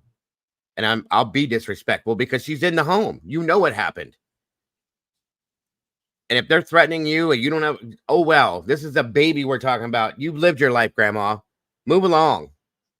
If that's what it takes to save this baby's life, and you didn't. That's exactly it, Cynthia. Thank you. Stop minding your own business and do the right thing, folks. I made a damn t-shirt about it, or Doodle did.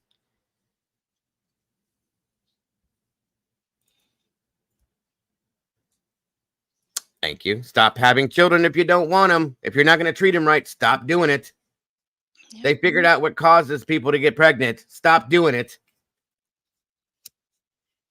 It ain't that hard. God bless America. This makes me nuts. I'm going to look at this one here as compared to what we just saw, because I have to see this, because this was the worst case scenario I've ever seen as far as child abuse goes. Thank you for joining us, JC. By the way, guys, JC does have a channel too that she just kicked off again. Mods, if we can drop her link again, please, I would appreciate that, so we can get her over there and grow her channel as well. Check it out, subscribe, show some love. JC has the ability to have a very good conversation about these things, guys, and I enjoy talking to her quite often, so go check it out if you will. You won't be disappointed.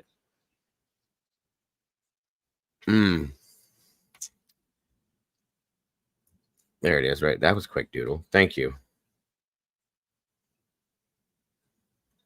All right, let's see what this mess is about now. God bless America, I'm pissed. ABC4 News celebrates 75 years. Welcome to ABC4 News at 10 on this Friday night. I'm Glenn Mills. And I'm Emily Flores. We thank you for joining us here tonight. Life in prison without parole, that is what a judge has decided for the parents of Angelina Castillo, who died after her parents slowly tortured the 3-year-old. Now, the judge calling the couple monsters. ABC4's Courtney John. Hold on, this is not the one that I clicked on. Say that name didn't sound right. That is not the one I picked on or clicked on. Where the hell did it go? Hold on. Sorry, you guys. Just says there's just another one. Jesus.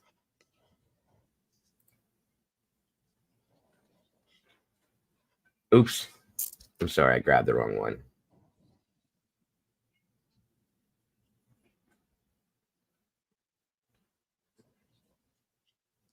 One second.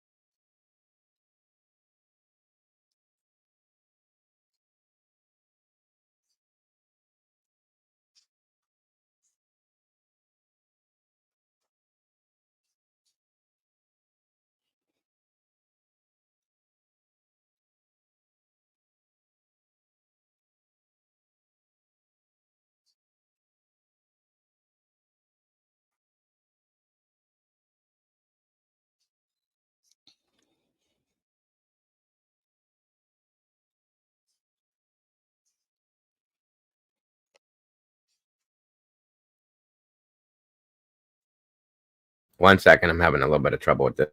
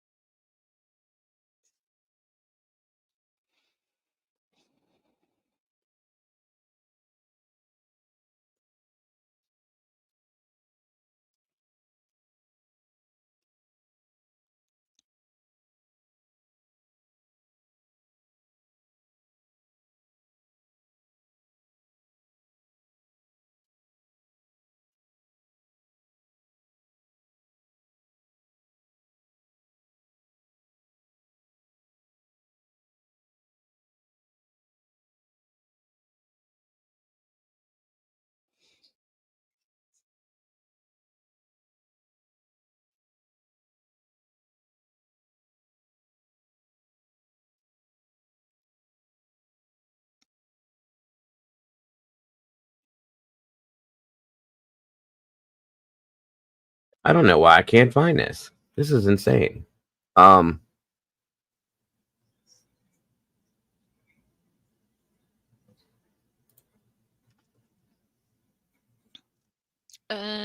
Andy Rose said Discord DM. Maybe she found it.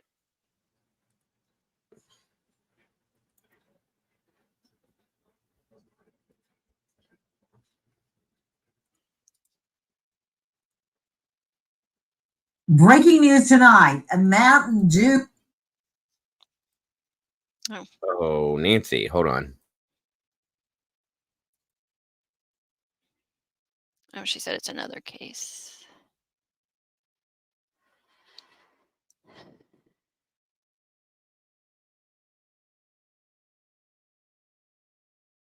No, but this is just as jackass screwed up. Good God. Amen to that one, Truth. Stormy just said, not the Mountain Dew, baby. Uh-oh. This is insane too. We'll look at this real quick because I never heard of this either. Thank you, Andy. Truth, if you have a link to this one, this Tesla call, send me a link or something, email if you don't mind, because I can't find. I did find a podcast on it, but I just wanted a quick look at it, and then I can look at it after the fact to show you guys. But I can't find anything on it. It's crazy. I'll have to look at it in a different way. But this is just as nuts. Well, not just as nuts, but this is insane. Thank you, Truth. And of course, Nancy. Truth, is the Tesla case from Oregon? Yeah, I can't find it. It's weird. Tesla call. Did you put in O''CULL? I did it both ways, and nothing popped up. There was a podcast that popped up, but I don't want to, have to go through the whole thing with you guys for that. Okay, there's the last one showed up, the Gabriel Fernandez that you put in. What other words did you put in there, Stormy? I know people have said that before. This was a horrific case as well. I followed that. Hey, Stiggy, good to see you, hun. So there must have been some other words you put in there that they didn't like together or something, because they do that.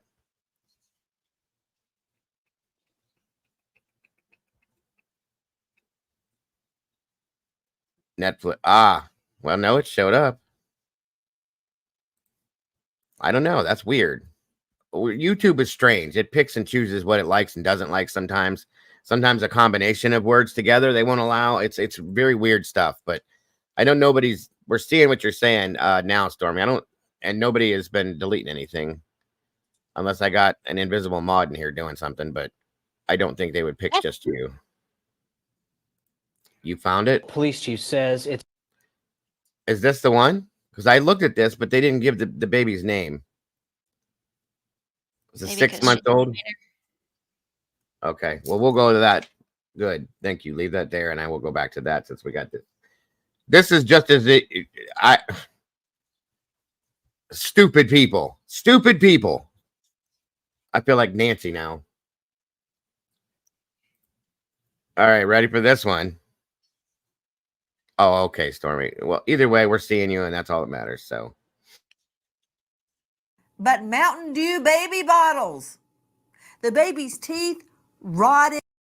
Oh, God. Breaking news tonight. A Mountain Dew bottle baby. 4-year-old little girl Carmody dead of acute diabetes after mommy feeds her baby nothing.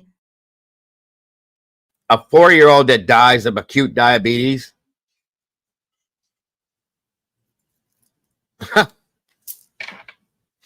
But Mountain Dew baby bottles. The baby's teeth rotted out. What, nobody saw that? All I can say tonight is there is a very special car to hell for mommy. And daddy, you're riding shotgun. Good evening. I'm Nancy Grace. This is Crime Stories. Thank you for being with us.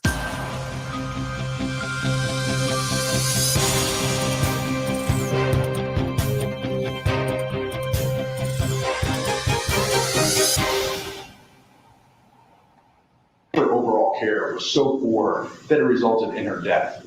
Her diet. Look on the counter in the background. Right there. This is a lazy. Yep. See it.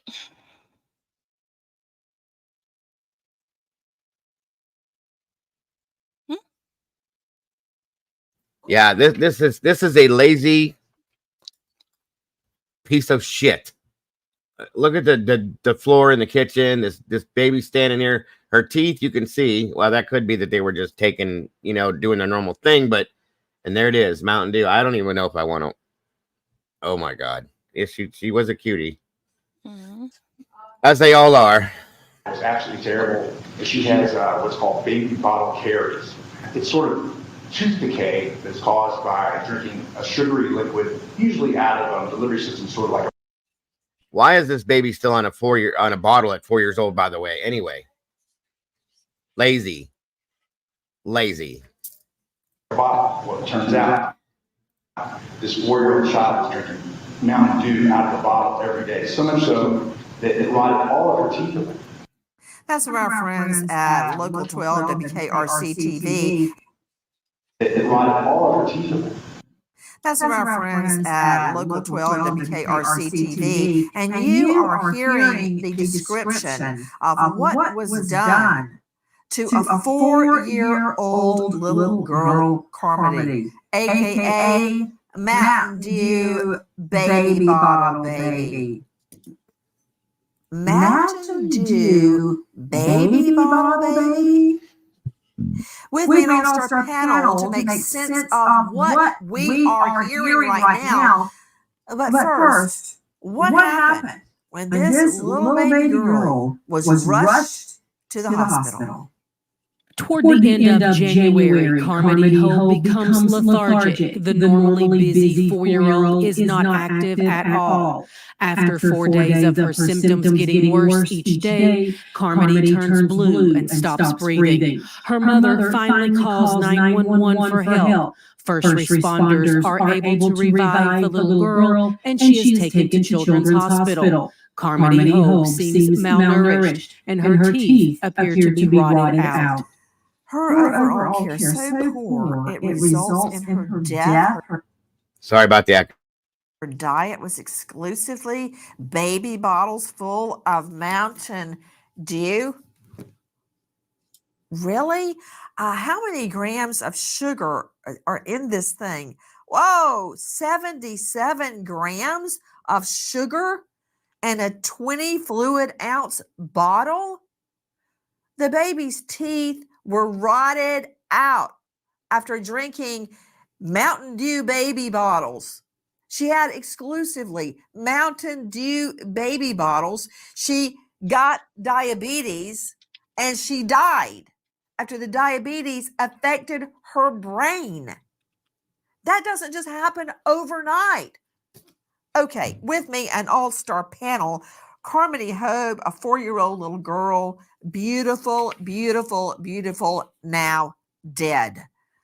back to our all-star panel. First, I want to go straight out to Lauren Conlon joining us, investigative journalist and star of the Outlier podcast. You can find her on YouTube. Lauren, thank you for being with us. What happened? This is a case of neglect, as the prosecution stated. And look, poor Carmody, there was no evidence that her parents had ever taken her to the dentist before. She didn't go to the pediatrician for regular visits. I mean, the photos you see of Carmody, there's Dorito bags everywhere. There's the Mountain Dew stacks. I mean, it's so sad. So this was a true case of neglect here. And as you stated, her mother wasn't even going to take her to the hospital until she saw that she wasn't breathing and she turned blue. And then obviously we know she later passed away. It's completely tragic and could have been prevented. Again, with me, an all-star panel. I'm trying to figure out how this happens. What do we learn upon autopsy? Listen. Carmody Hope arrives at Cincinnati Children's Hospital Medical Center after being revived by first responders at her home. Doctors order a brain scan and determine that the little girl with a big personality is brain dead. An autopsy is done and reveals Carmody died from a diabetes-related brain injury. Investigators determine Carmody has never been formally diagnosed with diabetes. Okay, let me understand what I'm hearing. Joining me, Dr. Michelle Dupree, a renowned forensic pathologist, medical examiner, and importantly, former detective with the Sheriff's Department. She is the author of multiple books, including Money, Mischief, and Murder, the Murdaugh Saga. That's all about Alex Murdaugh. Do I need to relive that? Double Homicide. But important for me, Homicide Investigation Field Guide and Investigating Child Abuse Field Guide. How I don't totally understand diabetes. I know you can be born with it. I know that it can develop over a period of time. I know my dad was borderline diabetic and we had to watch every gram of sugar in his yogurt and his food and his everything. But how does diabetes? This was put out June 3rd of 2024. Yeah, so just a couple months back. Diabetes affect your brain. I don't understand that, Dr. Dupree. You know what? You just need to start at the beginning about what happened with Carmody, Dr. Dupree, if you don't mind. Sure. Well, diabetes is basically too much sugar in your blood. Sugar is used as energy for the cells. Your liver processes the sugar. When there is not enough insulin to help the liver do that, then the liver becomes overburdened and actually begins to burn fat instead of sugar for energy. When this happens, the person goes into something called ketoacidosis, and keto is from the fat. Okay, When this you know what, Dr. Dupree, really? Ketoacidosis? Dummy down, woman. I'm just a lawyer. I did not go to medical school. I haven't performed 10,000 autopsies like you. How does diabetes affect your brain? Because when that happens, the blood-brain barrier is broken, and that is toxic to the brain when you have too much. And so your brain begins to shut down. In fact, some of the symptoms of this. Great point, Truth. Great point. I've heard of stories about that too. That needs to stop. I agree with you. Are lethargy. You become convulsive even, and eventually you go into a coma because it depresses your central nervous system. And then if it's not taken care of, if that isn't resolved, then you can actually die from this. And unfortunately, that's what happened in this case. In addition to Lauren Conlon joining us, investigative journalist, and Dr. Michelle Dupree, Dr. Bethany Marshall is with us, renowned psychoanalyst, star on TV, author of Deal Breaker, When to Work on a Relationship and When to Walk Away. You can find her at drbethanymarshall.com. Dr. Bethany, so mommy actually somehow wrangled house calls from doctors, but she never thought to say to that doctor, hey, could you look at my little Carmody? What's wrong with her? She's lethargic. Sometimes she seems like she's in a coma and all her teeth have rotted out. You think she might do that? Nancy, did you notice in the picture of Carmody sitting in the tub that it was equipped with a handicap handle it had that white handle going over the side. So that tells us that somebody in that household was being cared for. The mother, perhaps, the It father, was the perhaps. mom. So The they mom knew. was So they, extremely obese and probably needed that ladder to get in and out of the bathtub. Back on the mom. It's me, according to this mommy. Forget about the baby. What were you saying, Dr. Bethany? okay, well, so the mom was taking care of herself medically, but because of that, we can rule out mental illness or personality disorder. She knew what medical care was, and she purposely deprived Carmody of that. Fatal starvation is extremely rare. It's the most rare form of child abuse. And you know what I find in clinical practice, Nancy? Children who are hit, children who are beaten, children who are raped fare better than children who are starved. And the reason for that is that when the child is raped, beaten, I don't know, verbally abused, they at least know they exist in the eyes of the parent. They know there's some attachment, even if it's a rageful or a sexual attachment. Whereas when the child is starved and neglected, the child feels like an it. The child feels like there's no attachment with the parent. The parent does love them, and that they're not even a person. And so these types of neglected children grow up into adults who are very, very compromised. And by the way, this kind of starvation disrupts all of the brain circuits, the developing brain. So even if Carmody had lived, This hog better not have cried when this child died. That's all I'm saying. Oh my God, I'm so pissed right now. I don't understand. I don't understand this. I don't either. Oh my God. Get up off your fat ass and wipe this child's face off. Feed her some real food. Stop eating it all yourself. Damn. she would have had gross dysfunction in the areas of learning, problem solving, and attaching to others. Exactly true. Speaking of the pictures, Dr. Bethany Marshall, that's a really good idea. I'm sorry, Liz, can we go through the photos one by one? Because I'm noticing something in these photos. Let's see the photos. Okay. Whoa, hold it. Look at that. Look around at everything you see. Lots of toys, but you can't see Carmody's teeth. Keep going. She's got a smile. Okay, there you go. They're rotting. Why are her teeth rotting? Is she not going to the dentist? And of course, okay, wait. Right there. Look at the inside of this baby's mouth. You see that purple right there? And over on this side, the color, discoloration, that's like rot. Pure rot. At 4 years old, shame on you, you piece of shit. Shame on you. Like I said, this woman better not have cried when this baby died.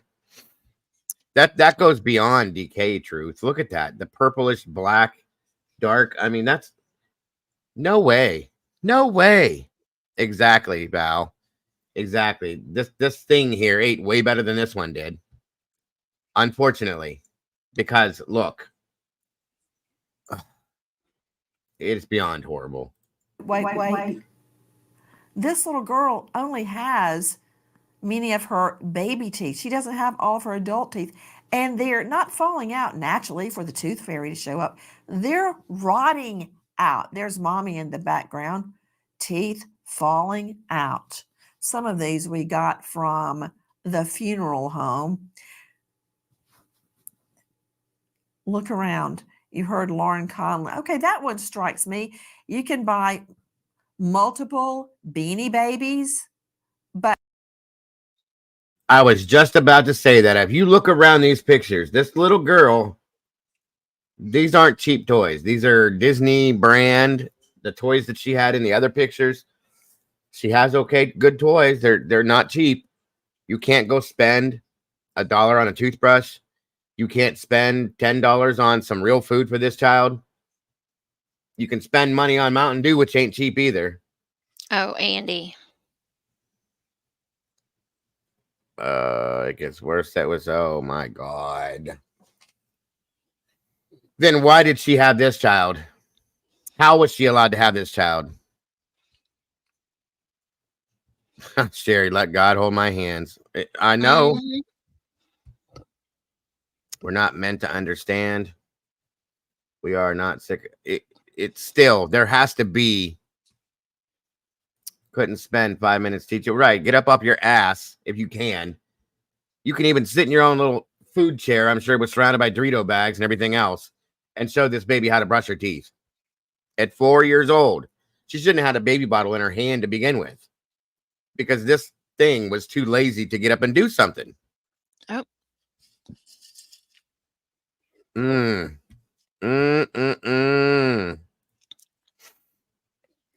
On we go. You can't take your daughter to the dentist or the doctor in every shot.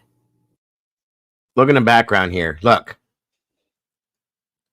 This cow didn't do nothing but sit. I can imagine, I can visualize this woman sitting in her chair and this baby living her life around this woman.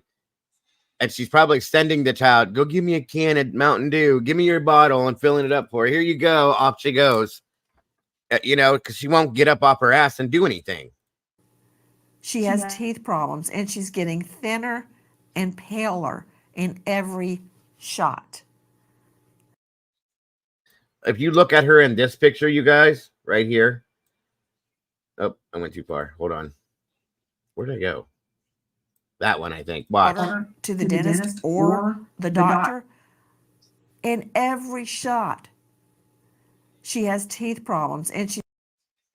Look at this child's color. Do you see her lips? The bluing, and her, like, all of this here. She's got that ashy look to her. This baby's dying right here in this picture, guys. This is disgusting to me.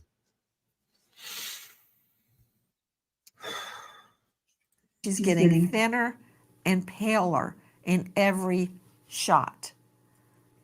Here she is with a little, it looks like a Disney-looking guitar. Exactly, Sherry. In the background, but in every one. Look It's okay, Alicia. We understand. It's understandable. I know it's a lot. It's okay, hon. This happens to people in their 60s and their 70s, sometimes in our age groups too, but not at 4 years old, guys. Right. Do you realize how much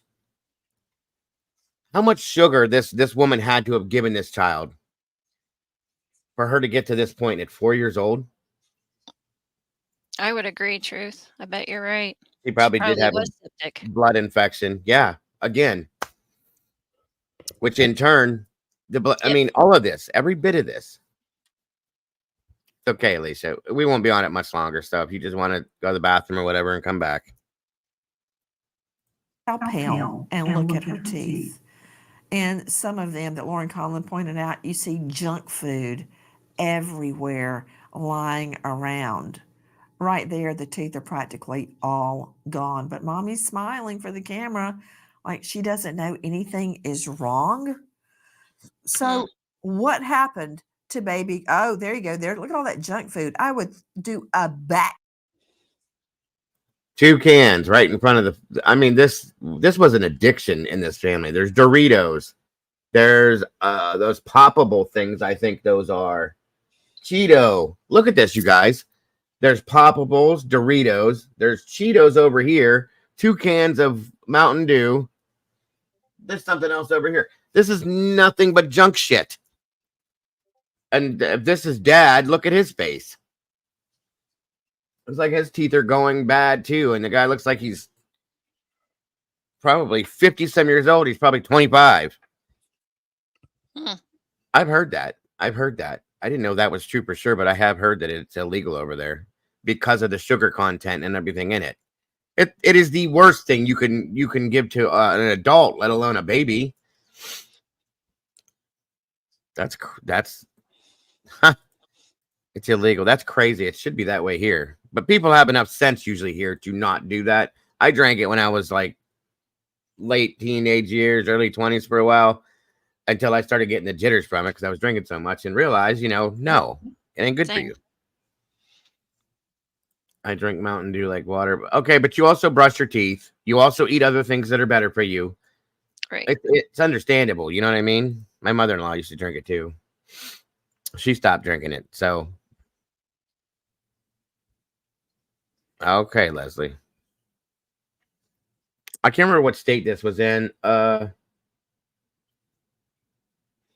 I said, it was put out June 3rd, 2024. I'll figure out what state it came out of. Flip.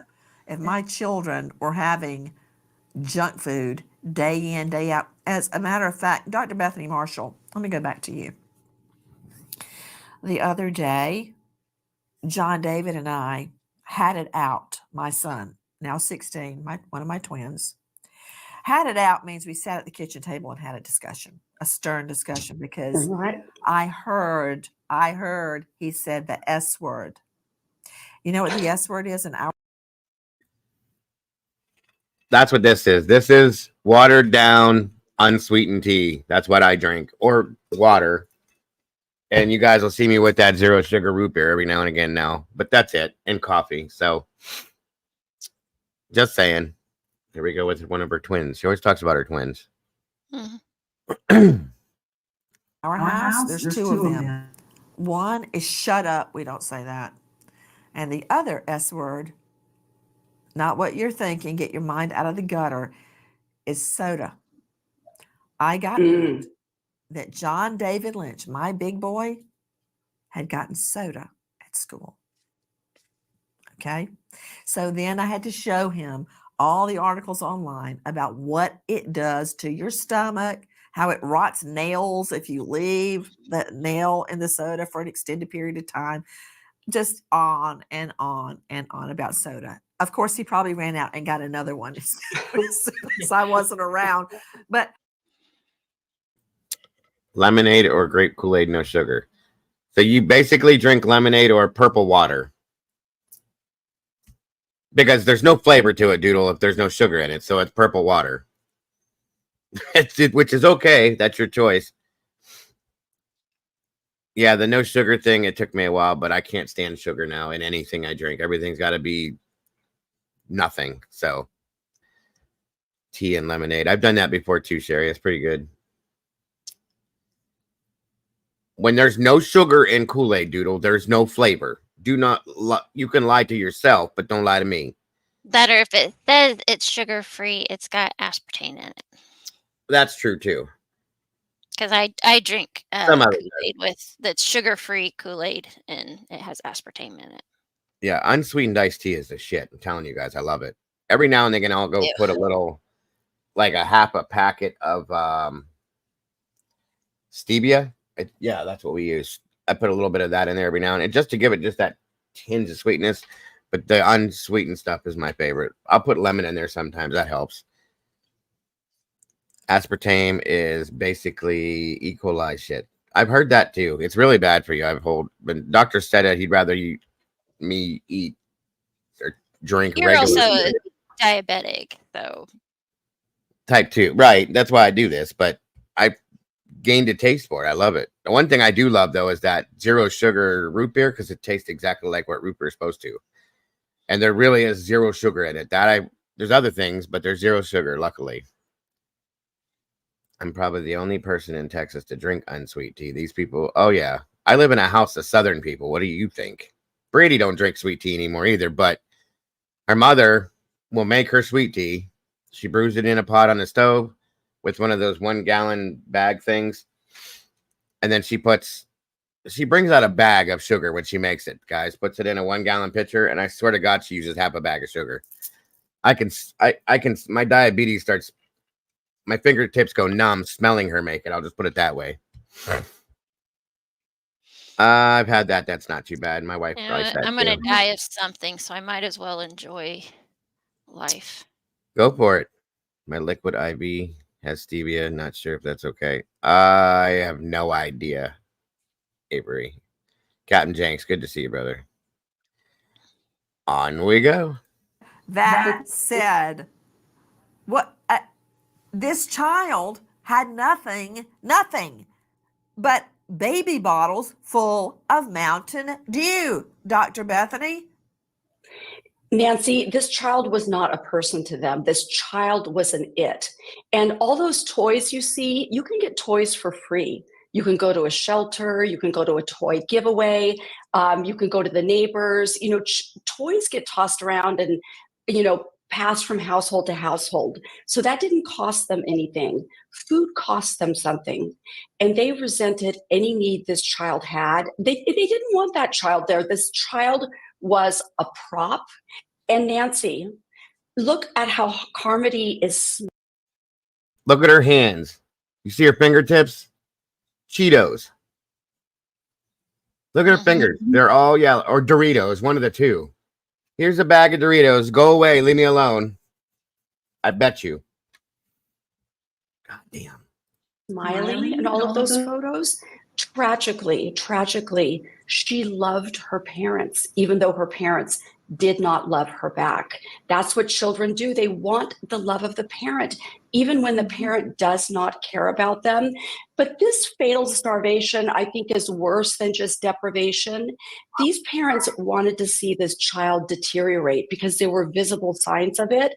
I think at some point they wanted this child to die and they were hoping she would just go away.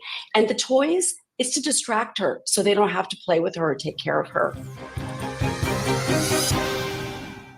The lack of medical care for Carmody shocks investigators as they find Carmody's mother, Tamara Banks, had nearly lost a child 10 years before the death of Carmody in much the same way.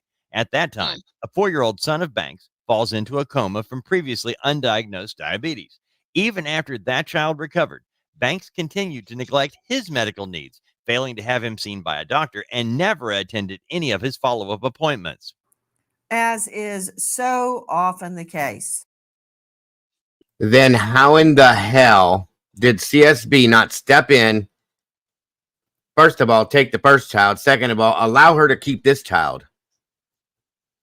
Especially if you're missing follow-up doctor's appointments. That should be documented within CSB. Am I wrong? I'm not sure, but you would think, especially having done it once. Why? Why?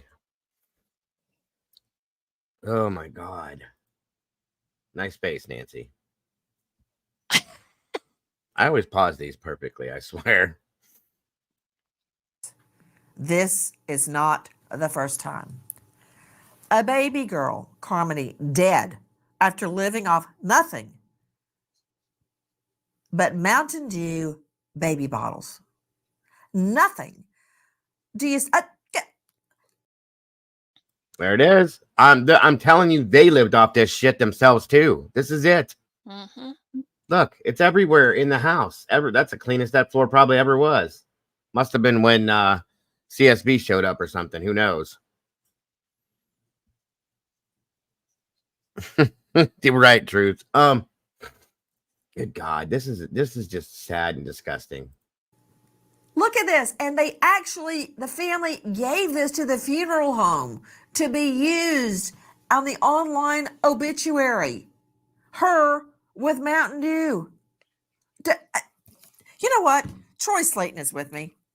High profile LA criminal defense attorney at Slayton Lawyers, named after himself. No one would claim that's narcissistic at all. But Troy Slayton, this is not her first time at the rodeo. Did you hear the reporter, the investigative reporter? They find out that Carmody's mother, Tamara Banks, nearly lost a child 10 years before Carmody's death the same way. No, Avery, this child died of acute diabetes at 4 years old and was brain dead. Just so you know. Brain injury from diabetes. Mm-hmm. Ridiculous. A 4-year-old son, same age as Carmody, falls into a coma for previously undiagnosed diabetes.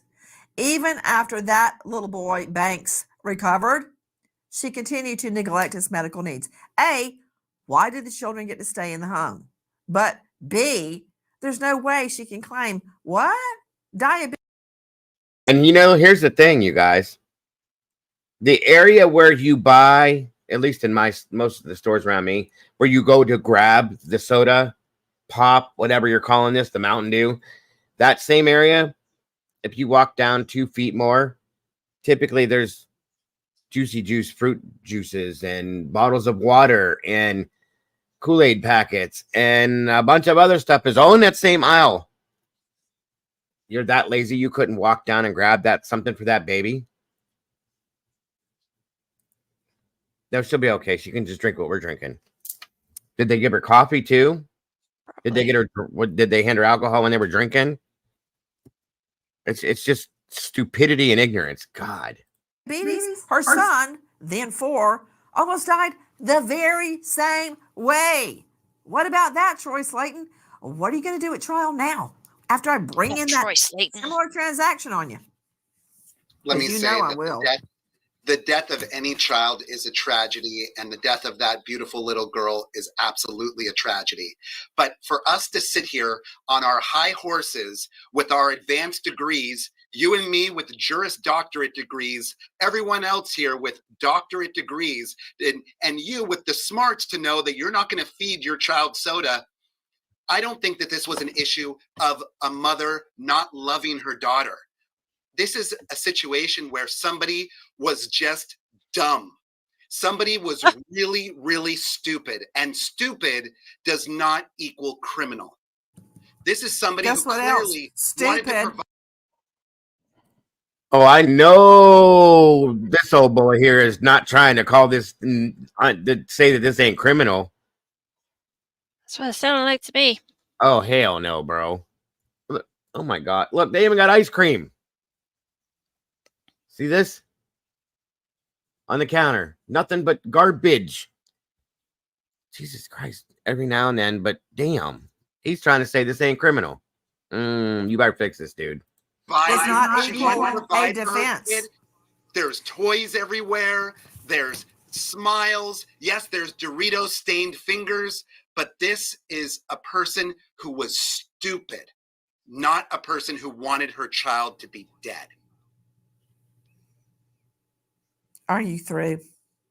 I hope so, but I'm just checking because I want to make sure I'm not leaving any stone. I believe you. Irv Brandt joining me, and I'm so glad he's. That was great. I love it. I love it. I can't stand her sometimes, but I love that. Are you through? You get him, Nancy. Get him. With us tonight. Former U.S. Marshal in the International Investigations Branch, author of Flying Solo, Top of the World. That's part of a series of solo novels. Oh, here's a new one. Solo Journey, Buddha Nights, a Jack Solo mystery novel. Okay, Irv Brandt. I'd love to keep going on and on about all of your accomplishments and all of your books about Jack Solo, aka you. But Irv, how many times have you heard a defense attorney, be they a horrible defense attorney or an excellent defense attorney, renowned in his field like Slayton, say, they're not bad, they're just stupid? You think stupid people can't commit horrible crimes like letting this little girl die? Nancy, you're exactly right. Stupid is not a defense. And for defense counsel, I don't have an advanced degree. You see my degree over my shoulder. It's a bachelor's degree.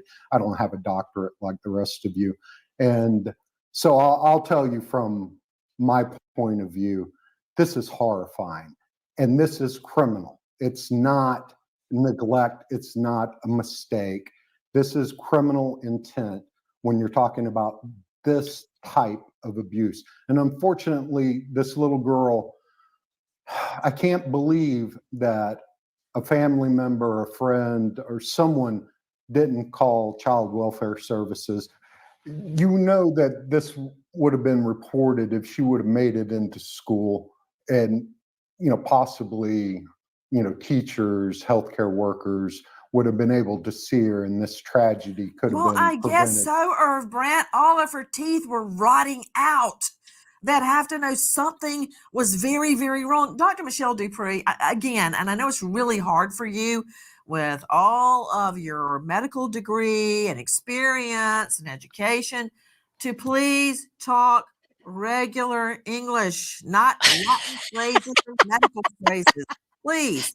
What does She's killing me today in this one. I have Right? never ever laughed at her ever, but this one is hilarious today. And you know what? I get it. She's pissed off. She's got kids. No matter how much we like her or dislike her, she has Right. kids. She knows what it feels like to be an angry parent. And whoever that idiot was that just said stupid doesn't mean you're criminal. Are you serious? Most criminals are stupid, you jackass. Good God. No, well, I should correct that because there are some smart criminals. But shut up, dude. Just shut up. That's all I can say. diabetes do to you? Why are this child's teeth rotted out? Nancy, it's because of the sugar. Sugar, as you know, sugar causes cavities in our teeth. And she had no dental care whatsoever. She had too much sugar. In fact, 36 grams of sugar for a woman adult is the max. She had much more than that in the Mountain Dew. And it basically rotted What out. does it do to your body? Like, why did she and her brother both go into a coma? Again, because of too much sugar and not being able. That's what I got to tell you. It's blowing my mind, you guys. As children, do you know how much sugar kids ingest?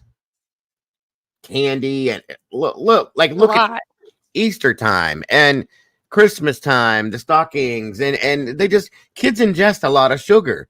Yeah. To throw each one of these children into a diabetic coma, that's insane, you guys.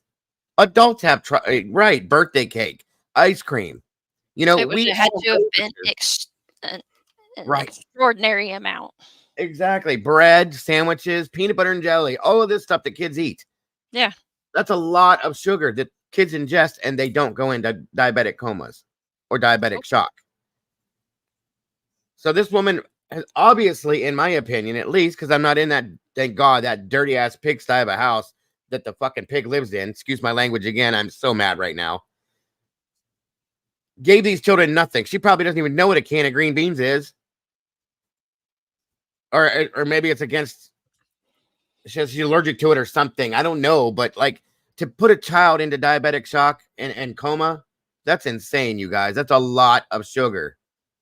And it's got to be over a period of time, obviously, to give a child diabetes like this. Unbelievable to me. Unbelievable. Good Lord. Able to handle that in your body. It goes into the brain. Put her back up. Put her back up. And causes a coma. I know I'm not being clear. Let me see. This is why I had to go over every line of an autopsy report with the doctor until I could understand what she's saying. Okay, let me take you back in time.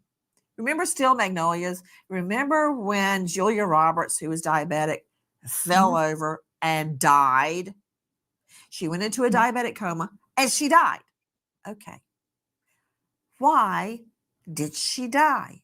I know it's because you have too much sugar. I get that. But what happens to your body? I mean, I can say she had too much sugar, but what physically happens to your body? Why do you go into a coma? Because there's too much sugar overload, and your liver then starts to break down fat in our body. Fat produces acid when it's an overload, and that acidic part in your blood then causes you to go into this coma. If it's not resolved, you die from that. Looking into the diabetes-related brain injury death of Carmody Hope, investigators find the little girl has never been formally diagnosed with diabetes. They also discover her mother, Tamara Banks, has been feeding the 4-year-old a mixture of Mountain Dew and baby formula through a bottle long after she should have.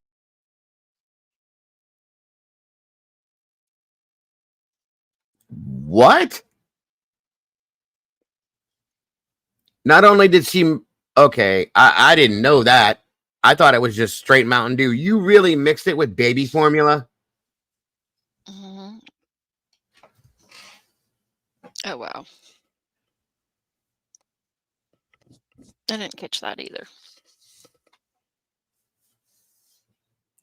4 years old, guys. 4 years old. Mama Bear, when did you take your kids off the bottle? Hell, I had 3 of them on the bottle at the same time, so very quickly. Probably a year. And you gave them baby formula up till about how old? I mean, whenever I stopped the bottle, they stopped the formula. Right. So, I think with Caden, we did formula till he was about 3 months max. And then we started, a little bit older, because we started giving him those baby cereal and stuff like that with formula. And then we just took him off the formula altogether. Then he went to milk about 9 months, I think it was. Milk, something this monster here doesn't know about. Milk, MILK. It comes from a cow, not a factory. I mean, it comes out of a factory. You know what I'm saying? Anyway, how do you mix some formula with Mountain Dew? That's got to be disgusting too. Seriously. Oh my God. And when the formula ran out, then it was probably just straight Mountain Dew, because she probably got WIC, we call it here, where you get the formula for free, blah, blah, blah. Mm-hmm. Oh, good God. And now, what a mess. It had been weaned off the bottle, causing her teeth to rot. Her teeth are almost all rotted, but no record can be found of her parents taking her to a dentist. Okay, Dr. Michelle Dupree joining me. Okay, Dr. Dupree. Great sorry, point, but Truth. I feel like I'm wrestling you. She probably did have milk, but it was probably poured in. Well, I don't know, Truth. She probably poured Mountain Dew over the damn cereal, to be honest with you. Maybe. A treat could have been strawberry or chocolate milk. Amen. That's what we did for our kids. That was a treat. Right. Every now and then. Good God. Stupid. Yes. The only stupid. soda my kids have ever had that I can think of, I mean, like actual soda, Sprite and root beer is all I can think of.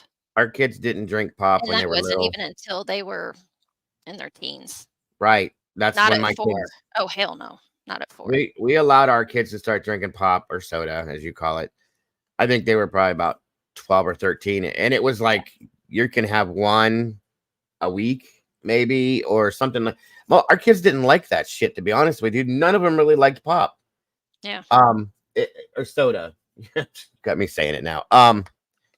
We would buy the juices. We would buy the Capri Suns, the juice box things. Occasionally we would buy like Yoo-Hoo as a treat. We had 7 kids, so one here and there. We made Kool-Aid a lot.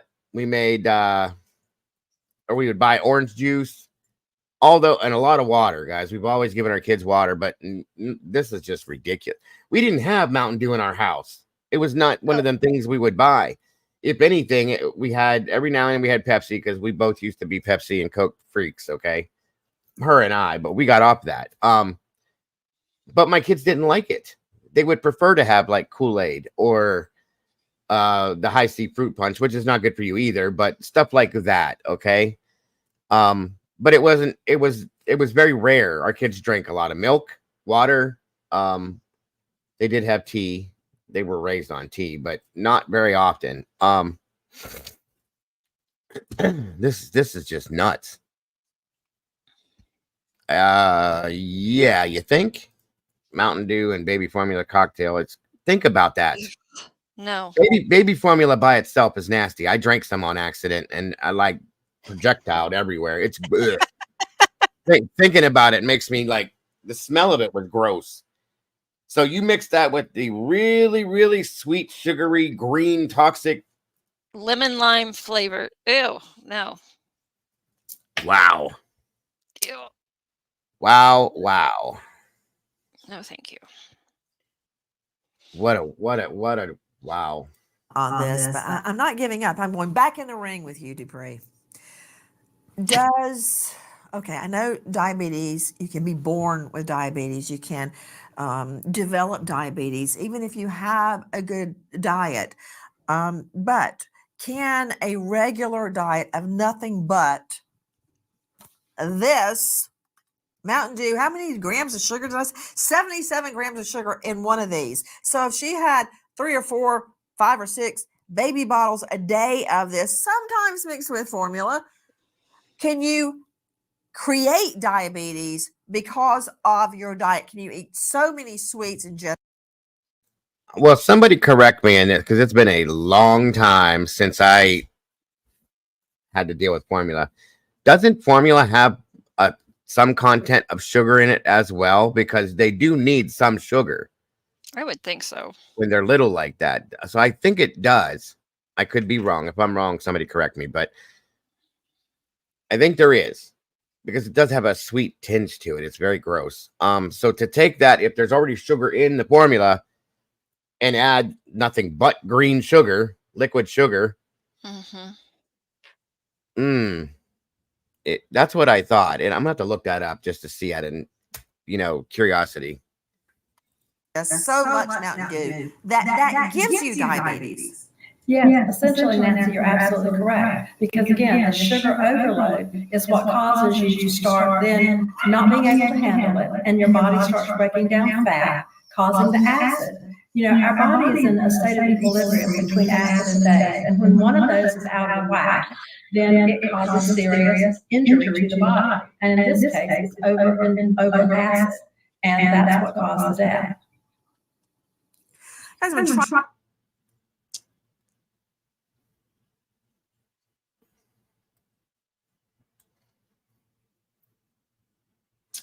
Gram per gram, baby formulas contain very similar amounts of sugar. 10 to 12 grams, 150 milliliters of prepared formula. This is comparable to breast milk, which contains 7.5 grams of sugar per 100 milliliters on average, or 11.25 grams, 150 milliliters. So there is sugar. And then you're adding nothing but sugar to sugar. So almost 80 plus grams of sugar each time she had a bottle. Which would seem to be all the time. That's insane to me. Oh, that is nuts. Wow. Trying to figure out exactly how the mom could have not known what was happening. Back to Troy Slayton, dare I do it. Troy, your argument that, hey, she doesn't have a PhD like all of you do. I hear you, and if I were you, since you have nowhere else to go, I'd probably argue the same thing if I was a defense attorney. But that said, duly noted, what about the fact that the same thing happened a few years before with Carmony's older brother when he was 4 years old? He went into a diabetic coma after being fed the Lord only knows what and almost died. And the mom was forced to take him to the hospital by family members. He was in a diabetic coma. Same thing. So how can you argue with a straight face she didn't have a PhD where she knew this because it happened before to her son? So this is what we would call in the defense business, Nancy, a bad fact. That's something that you're going to have to deal with. This is a woman who clearly couldn't deal with her own self. All the pictures that you show, she is morbidly obese. Her own teeth are decaying. She's brought into courtroom in a wheelchair. She can't even support her own weight. Okay, this put is him up. not the picture of health. So the prior Guess bad who else act. just got wheeled into the courtroom in a cut his mic? Guess who else just got wheeled into? Oh my gosh. This dude's tongue's too big for his mouth, first of all. Second of all, he is stupid with what he's saying, and he's laughing about it. He's a defense attorney. How do you defend this, you jackass? Go get your tongue That's the way fixed. he can. Whoa, I'm so irritated with this dude. Good God. Halloween, thank you. Thank you, Captain Jax. Yes. Again, that's so much candy. That's a lot of sugar. Nancy, you're killing me today. Cut his mic. To the in a wheelchair. Harvey Weinstein. You think I care that he now has his lawyers buy him a top of the line wheelchair to get rolled into the courtroom? HELL He's got the to fact walk. that this mom comes in a wheelchair? Really? You know what? I don't care. I don't care, because even in a wheelchair, this mom could have ordered this child food. She didn't have to prepare it. And in all the photos you see, she's not in a wheelchair. She's in a wheelchair now that she's charged with the death of her She child. couldn't keep her house clean. She didn't know how to manage her own weight. She had the ability to have a child. That takes a bit of exercise. So you can do that. You can get up and cook for your child. Or do something, for God's sakes. That's bullshit, dude. Stop making excuses for this trash. Yeah, I agreed. She's going to pull him through the screen. She wants to pull him through the screen. Mm-hmm. Know how to manage her own teeth. Her husband, also not the picture of health. These are not people that knew how to take care of themselves, let alone know how to take care of a child. And so maybe the neighbor, that's going to maybe win the family over member. Okay, you know what? Was there nobody else in the world that could have seen what was going on? Cut his mic, because I'm still hearing him. Dr. Bethany Marshall, can you hear him? It's like a mosquito buzzing around my head. I keep hearing it, and I can't catch it. Did you see everybody on panel is laughing? Everybody on panel is laughing at her. It makes it stop responding, huh? Okay, Nancy, when defense attorneys use the word stupidity, it drives me crazy, because this was not stupidity. That's not a defense. This is a mother who resented the needs of her child. That is the psychology of this. She did not want to provide for her child, so she was hoping that her child would die as soon as possible. That is the bottom line. You can't get around it. If you look at, Troy, look at any scholarly article on fatal starvation, and what you'll see it called is filicide. Oh my goodness. She had every toy. She had every toy available for her child. She had the Mickey Mouse guitar. She's in a sea of Minnie Mouses. She's got smiles on her face. A lot of those came free from McDonald's. Hey, you know what? If you look at the literature on fatal starvation, it's interchangeably used with filicide. So all the scholars. There it is, Doodle. Stupidity is not a defense. I love it. Another t-shirt. Bingo. Dude, you're gonna get paid either way. Shut up. Literature really links starving a child to purposely killing the child. This is everywhere in the literature. She was just fed all the wrong stuff. I'm sure you do research when you go into court. You cannot get around the psychology of this woman. This woman was also a hoarder, so she did not even take care of her house, herself, her child. But I'm going to say furthermore, she did not want this child to have needs. She did not. She used the cheapest form of keeping a child alive so she wouldn't have to spend her own money. I mean, how shallow is that? I just saw something else. Look at this, you guys. Hold on. I went a little too far, but wait. But I'm going to say furthermore, she did not want this child to have needs. She did not. She used the cheap. Look in the background on the child's bed. This is a toddler bed. 2 bags. There's a bag of chips there too. Mm-hmm. Did they have them in the toilet? Probably. There's junk food all over this house. Jesus Christ. You're disgusting. This is disgusting. Form of keeping a child alive so she wouldn't have to spend her own money. I mean, how shallow is that? And you know what? Hey, okay, you know what, Troy? All those toys, she was trying to keep the child busy so she didn't have to take care of the child. I would like to point. I want to know how Kevin Arnold became an attorney to begin with. If you're that stupid to believe these things, don't tell me that this guy can't be this dumb. If you're doing this just to defend this woman, shame on you. But because he's doing his job, I guess that's what he's supposed to do. But you don't come up with shit like this. This is just immoral, in my opinion. MF and combo meals are expensive these days. She couldn't waste money on feeding her. Right. it was probably cheaper to feed the child from a grocery store than going to McDonald's all the time and buying bags and bags and bags of chips and cookies and ice cream and all this shit. Good God. Point something out, guys, very quickly.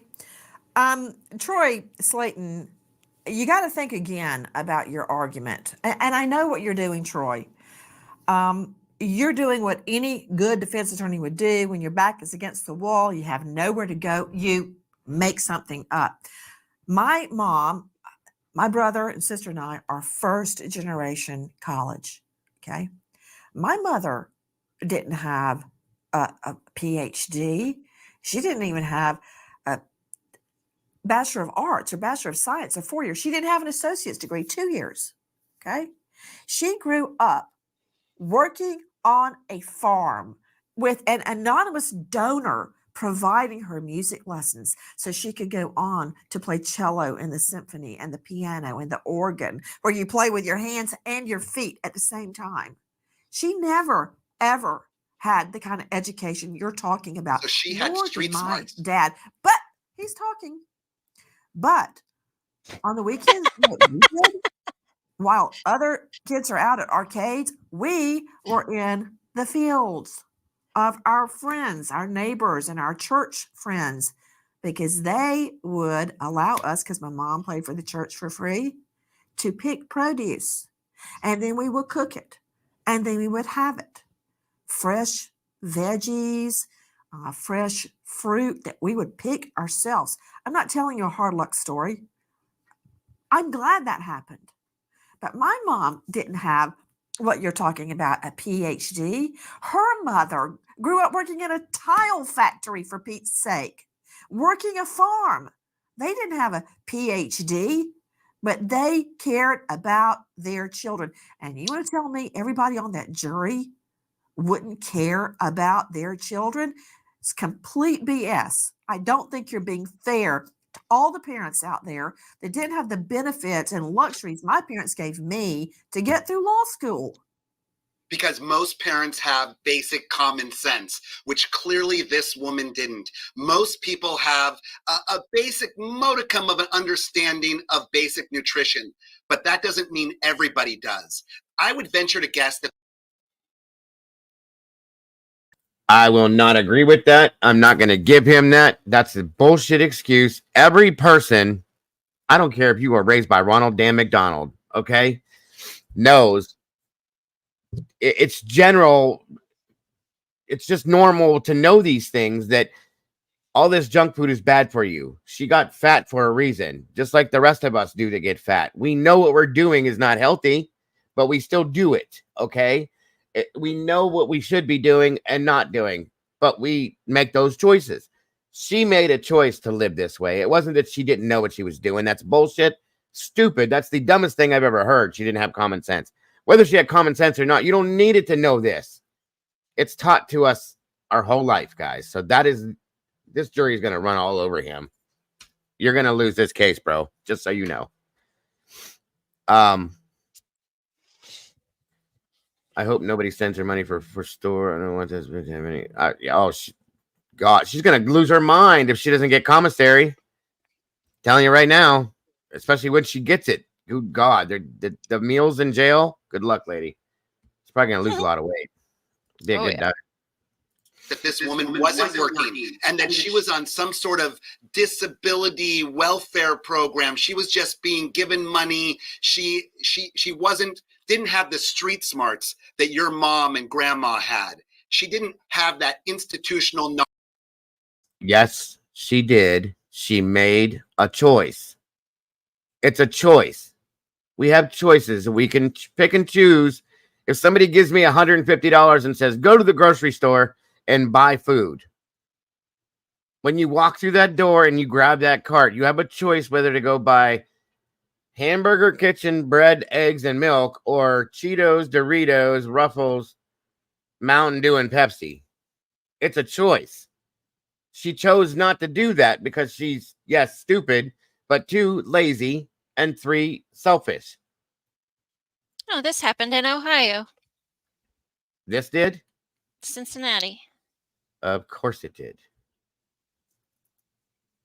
Tri-state area. We're the winners here between Right. Indiana, Michigan, and Ohio. Jesus.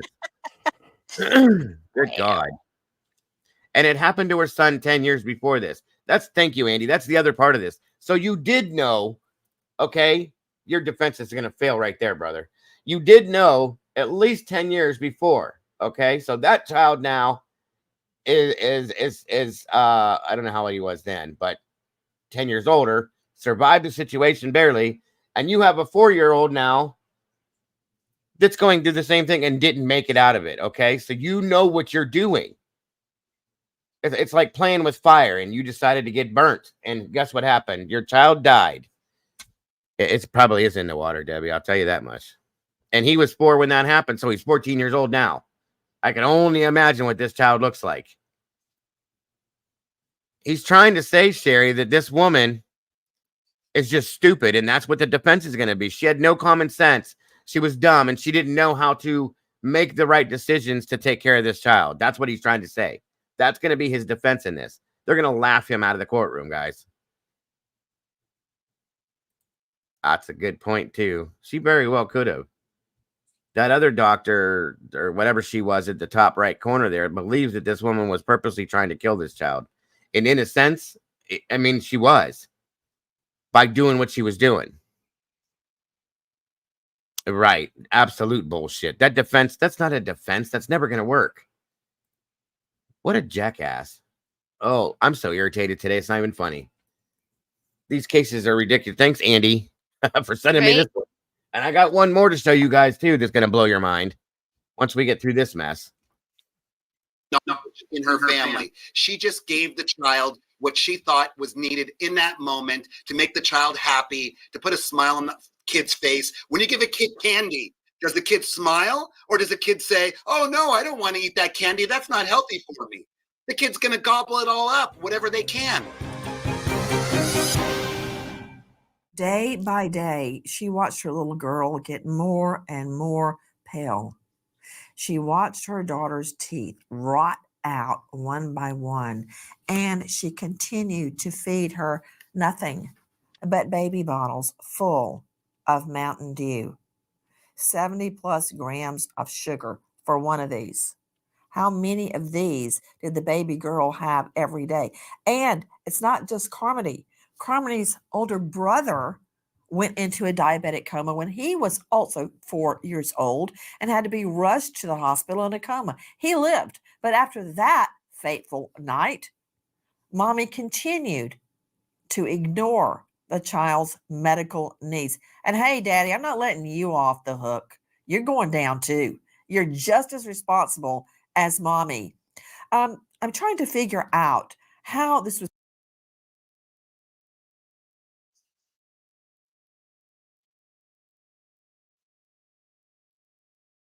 You're muted. These people, that dude looks like something out of the Addams Family. Oh. Ugh. Jesus, his teeth are bad too, but they're in better condition than hers are. Right. Look at the front ones here, guys. This poor baby, they're black. Hey, Steven. What's up, Steven?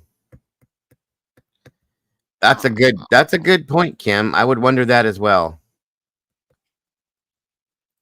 Yeah. Another good point, Truth. Jesus God. Was kept from relatives, family, friends, neighbors. I'm very curious why people don't come forward.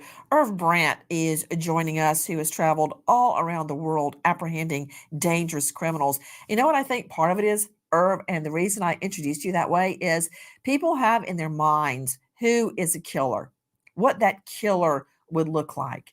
You might think of a sex pervert as a guy wearing a trench coat at the corner of a children's park. You may think of a killer as showing up in a balaclava over his face or carrying, 2 guns. You don't think of the mommy in the home next to you or in the apartment next to you, the mommy that smiles at you as she goes to her car during the day, or you spot her at the grocery store. You don't think of her being a killer, right? But you've seen killers in all shapes and sizes. Weigh in. No, that's exactly right, Nancy. It's just what you said. In your mind, you have a preconceived notion of what this person should look like, what this person should act like, an evil person, something from the movies, something from a novel. And there is no type. I'm sure this woman, the neighbors, if you went and talked to the neighbors about how nice she was, and they can't believe that this happened because they could never conceive of it in their mind. This is the part that I find most complexing about this case, is that no one took notice that this little girl was dying right in front of them. To watch her waste away like she did until she finally went into a coma and couldn't be revived. That's the part that I just can't understand, and it's so tragic because it was so avoidable. Parents that think they're doing the right thing, could they really be thinking that? I don't believe it. This mom is by far not the first to kill their child by what they feed them. Listen. Sheila O'Leary calls 911 in Cape Coral, Florida, seeking help for her 18-month-old son who is cold and not breathing. Authorities arrive and the malnourished child is pronounced dead. O'Leary tells police they are vegans on a raw food diet of mangoes, bananas, and avocados, but the toddler had not eaten solid food in a week due to teething, so he had just had breast milk. The medical examiner says the boy weighed just 17 pounds and died from malnutrition. Sheila O'Leary is convicted of first-degree murder and more, sentenced to life in prison. Okay, what about that, Slayton? Feeding the baby a raw food diet of mangoes, bananas, and avocados till the baby dies. What about them? They're enlightened vegans. It's awful, it's tragic, and it's clearly people that don't understand how to nourish a human. I mean, we can have days of discussions versus veganism versus carnivore versus all types of other diets. But clearly this is just another parent who didn't have the brains to know how to take care of themselves, let alone take care of a child. I bet you that mom wasn't living off nothing but soda. I bet she was having full-on meals, and the dad too. So why not the child, Dr. Bethany Marshall? You know, this mother, besides not wanting this child to live, the mother was not bonded with this child. I've treated mothers in my practice who are not bonded with their children. They love to go out in public, go to parties, smile, get a lot of attention. One woman did this past week, a female patient said, you know, my happiest moment today was when I was grocery shopping and saying hi to everybody and seeing people I knew. Meanwhile, she spoke viciously about her child. So not only are these mothers not bonded, but I think we have to consider that homicide can be formulated at an unconscious level. So while she may not even consciously say, oh, I'm going to starve my child to death, at some level she's thinking, oh, goody, my child is not going to be here at some point. That's why fatal starvation, child neglect through starvation, and filicide are all linked. They are one and the same. They're not two separate things. Homicide and neglect go hand in hand.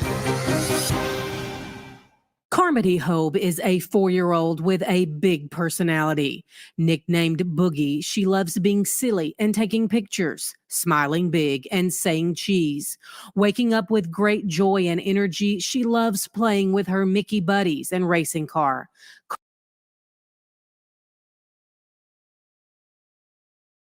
Okay, so it says Amara Banks, 41, was sentenced to between at least, hold on a second.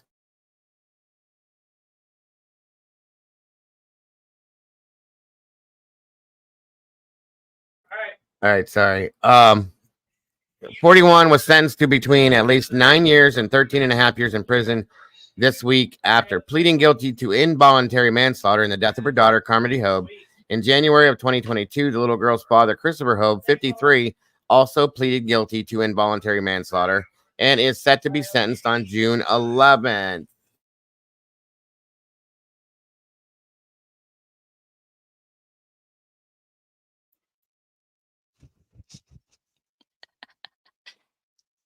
Caden.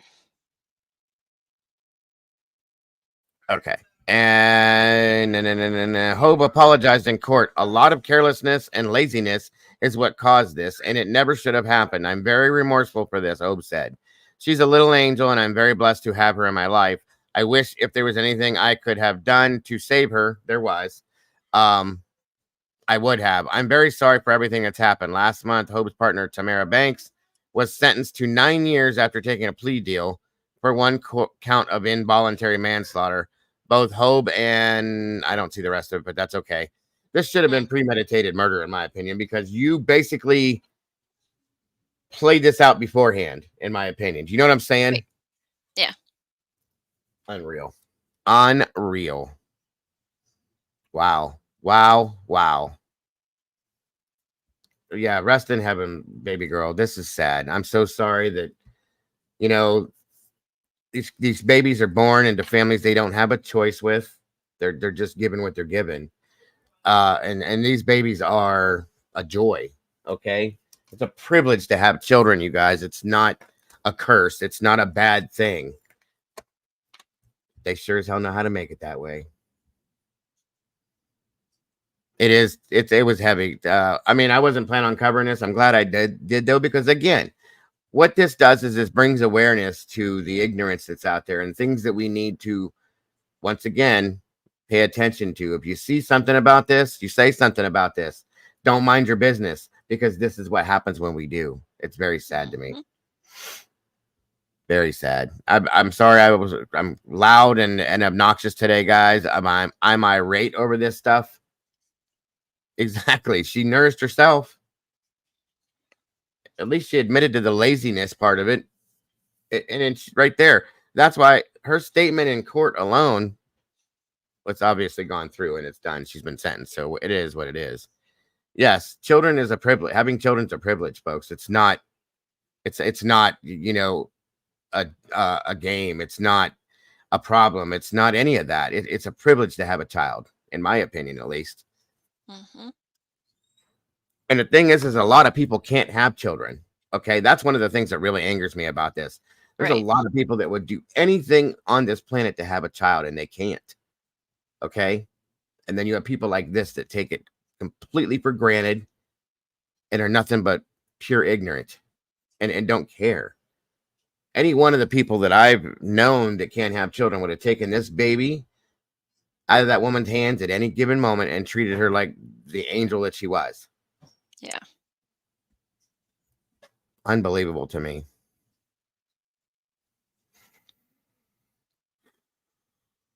Wow. What a damn mess.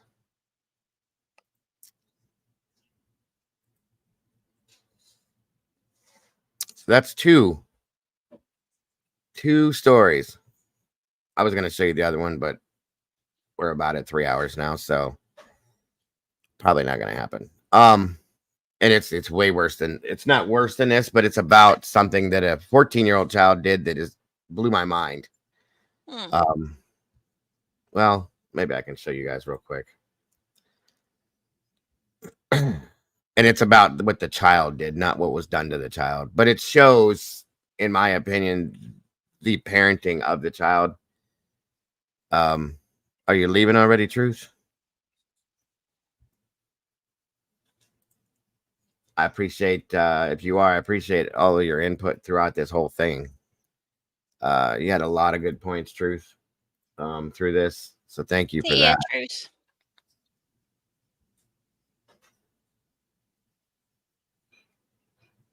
Bed was in the living room. Yeah, probably. It looks like she lived in an apartment building. You can tell by the air conditioning unit in the apartment, the walls and stuff. That's typically what they look like, at least around here. Welcome back, Meta Mom. See you later, Truth. Take care. All right, let's see here.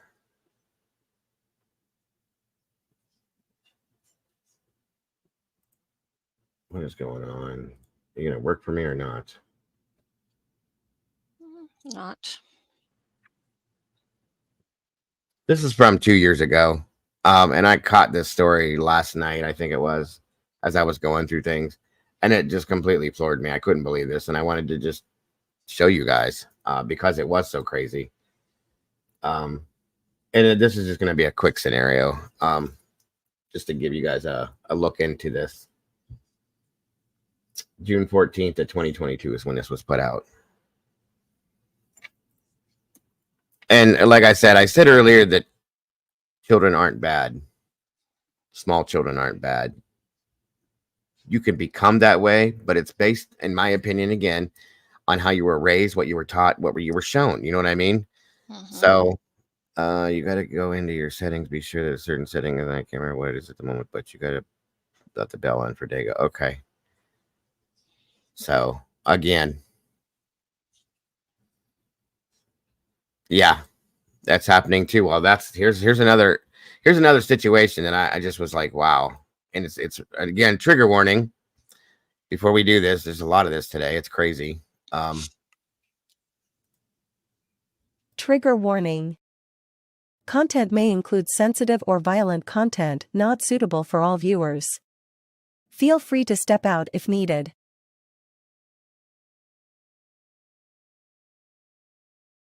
Okay.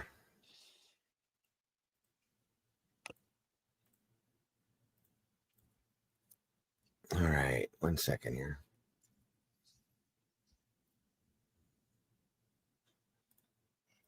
And good evening. Off the top at 6, police make. Can you hear that, Mama Bear? Yep. Okay. Thank you, Andy. An arrest after a woman was ambushed in an attack in Hollywood. The suspect is just 14 years old. The SWAT team stormed the teen's home today, just blocks away from where that attack happened. Let's get right to Local 10's Andrew Perez live in Hollywood with our top story at 6. Andrew. And police are saying this kid is a really big guy. We're talking more than 6 feet tall, more than 200 pounds. This attack, it was so brutal, so gruesome, and police are considering charging him as an adult. In walks Terry Berger Smith, set to face a judge for rape. The details are just brutal, and Smith is 14 years old. When you hear about a sexual battery, it's already disturbing. And then when you add in the fact that the suspect is 14 years old, it just makes it that much more disturbing. Hollywood police arresting the teen, who may now be charged as an adult. His father appearing virtually in court, asking the judge for help. My son is 14 years old, and the local news is just, showing his picture and just, is there anything that can be done about that? But Hollywood police released those pictures, asking the public for help to identify a rapist. Detectives say the teen sexually battered a woman as she was walking to work. This was off South Park Road, right near Hollywood Boulevard, around 4 a.m. Friday, sending shockwaves through the area. We've been very uneasy, in the neighborhood. As word got around and pictures kept spreading, police were led to Berger Smith, executing a warrant. We're all happy and thankful that they did catch the guy, because now we can kind of have some reassurance. While I can't really talk about the investigative techniques that went into this, I can say that this was just really good police work. And we also have to thank the public, because it was in part with the public where they were able to provide our detectives some surveillance videos. So again, this young man is in custody. He's going to be remaining in custody until his next court date, which is a little bit later this month. That's when the state will be announcing whether or not he'll be charged as an adult. Much more to come on this. That's the latest here in Hollywood, though. I'm Andrew Perez, Local 10 News. All right, Andrew, thank you. We continue our. So how ridiculously insane is that? Pretty crazy. 14 years old. At 14 years old, what do you have to know to do something like that? Yeah. And to be that way at 14. Do you know what I'm saying? It's almost like they should almost do a mental capacity to see if he even understands. That's one thing I'm sure what they he will. did. Yeah, because of his age. But he said some things from my understanding that you know what you're doing. And in my opinion, it starts from your home life as a child, how you were raised, who you were raised by, what you saw or heard or grew up around, those types of things. Like Steven said, it starts with gangs and being there in Hollywood, California. I can see that. That could be some of it too, but I mean, it's not all of it, obviously. you have to start as a small child learning things to understand for your mind to grow this way, in my opinion, Right. at least. And then getting involved in that, possibly, Stephen, yeah, that can make it worse, of course. That's horrific to me. There was another one that came off too, that I read that was right along that group of a woman that was attacked by multiple people in her home, and it was a teenage boy and his father both. What the hell is going on nowadays? You see what I'm saying? The father's trying to protect him too. Like, no, you did the crime, do the time. End of story. It's just these ages. I can see why the father was asking for his picture to be taken down, because he is 14, but at the time, with his size, they did not realize that he was only 14. They thought this was a grown man, But you know what, though? not a minor. Let me say something, though. I agree with you in most instances on that, Mama Bear. Most instances. When you do something like this that indicates adulthood per se, okay, and that you're doing something that an adult man would do per se, or adult woman, okay, it's not just grouping in that way, but as they were saying, they're talking about trying him as an adult. I think he deserves that. You want to do something like this, then you should be treated as such. That's just my opinion. People can disagree with me, but now I will say this much. If they do, a mental breakdown on this kid, or there's words I'm trying to think of, an analysis, whatever that is. I don't know why I can't think right now, but you know what I'm trying to say. And they come to find out that there's a mental disability, possibly, or something. Okay, we'll talk about it then in a different way. But at this point, if everything comes back and the kid's, in the right mind, he knows what he's doing, he knows right from wrong, so on and so forth. Deal with it, kid. Deal with it. That's all I can say. Truly. So, a mental eval. Thank you, Andy, very much. So. Hey, Lucia. Hi, Mama Bear. Hi, Caden. Hi. Can I say hi?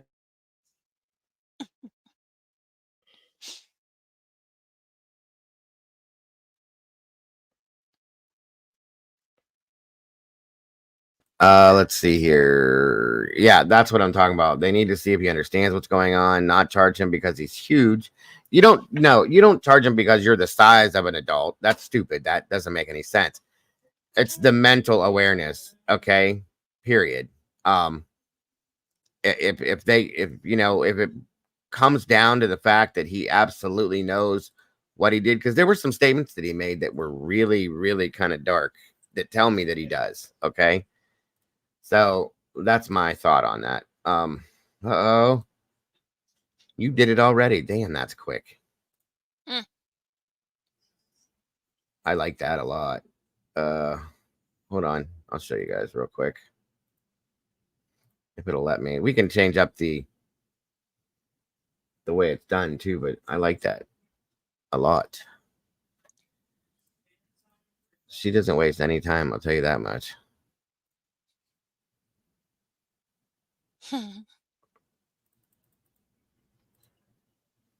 Stupidity is not a defense.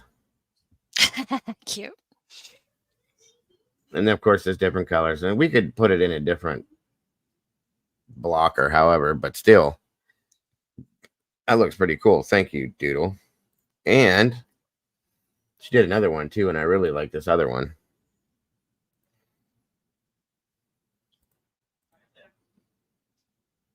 A lot, honestly.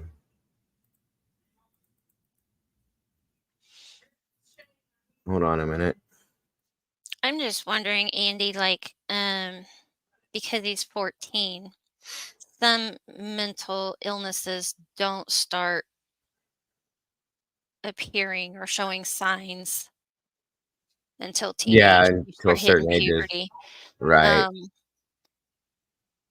So, maybe I'm not saying he is, I'm just saying, he could be bipolar, had a manic episode. He could be schizophrenic, undiagnosed, and had a episode, and then that case, he wouldn't necessarily understand that it's wrong. And that's why I said the mental eval. In some senses, yeah, right.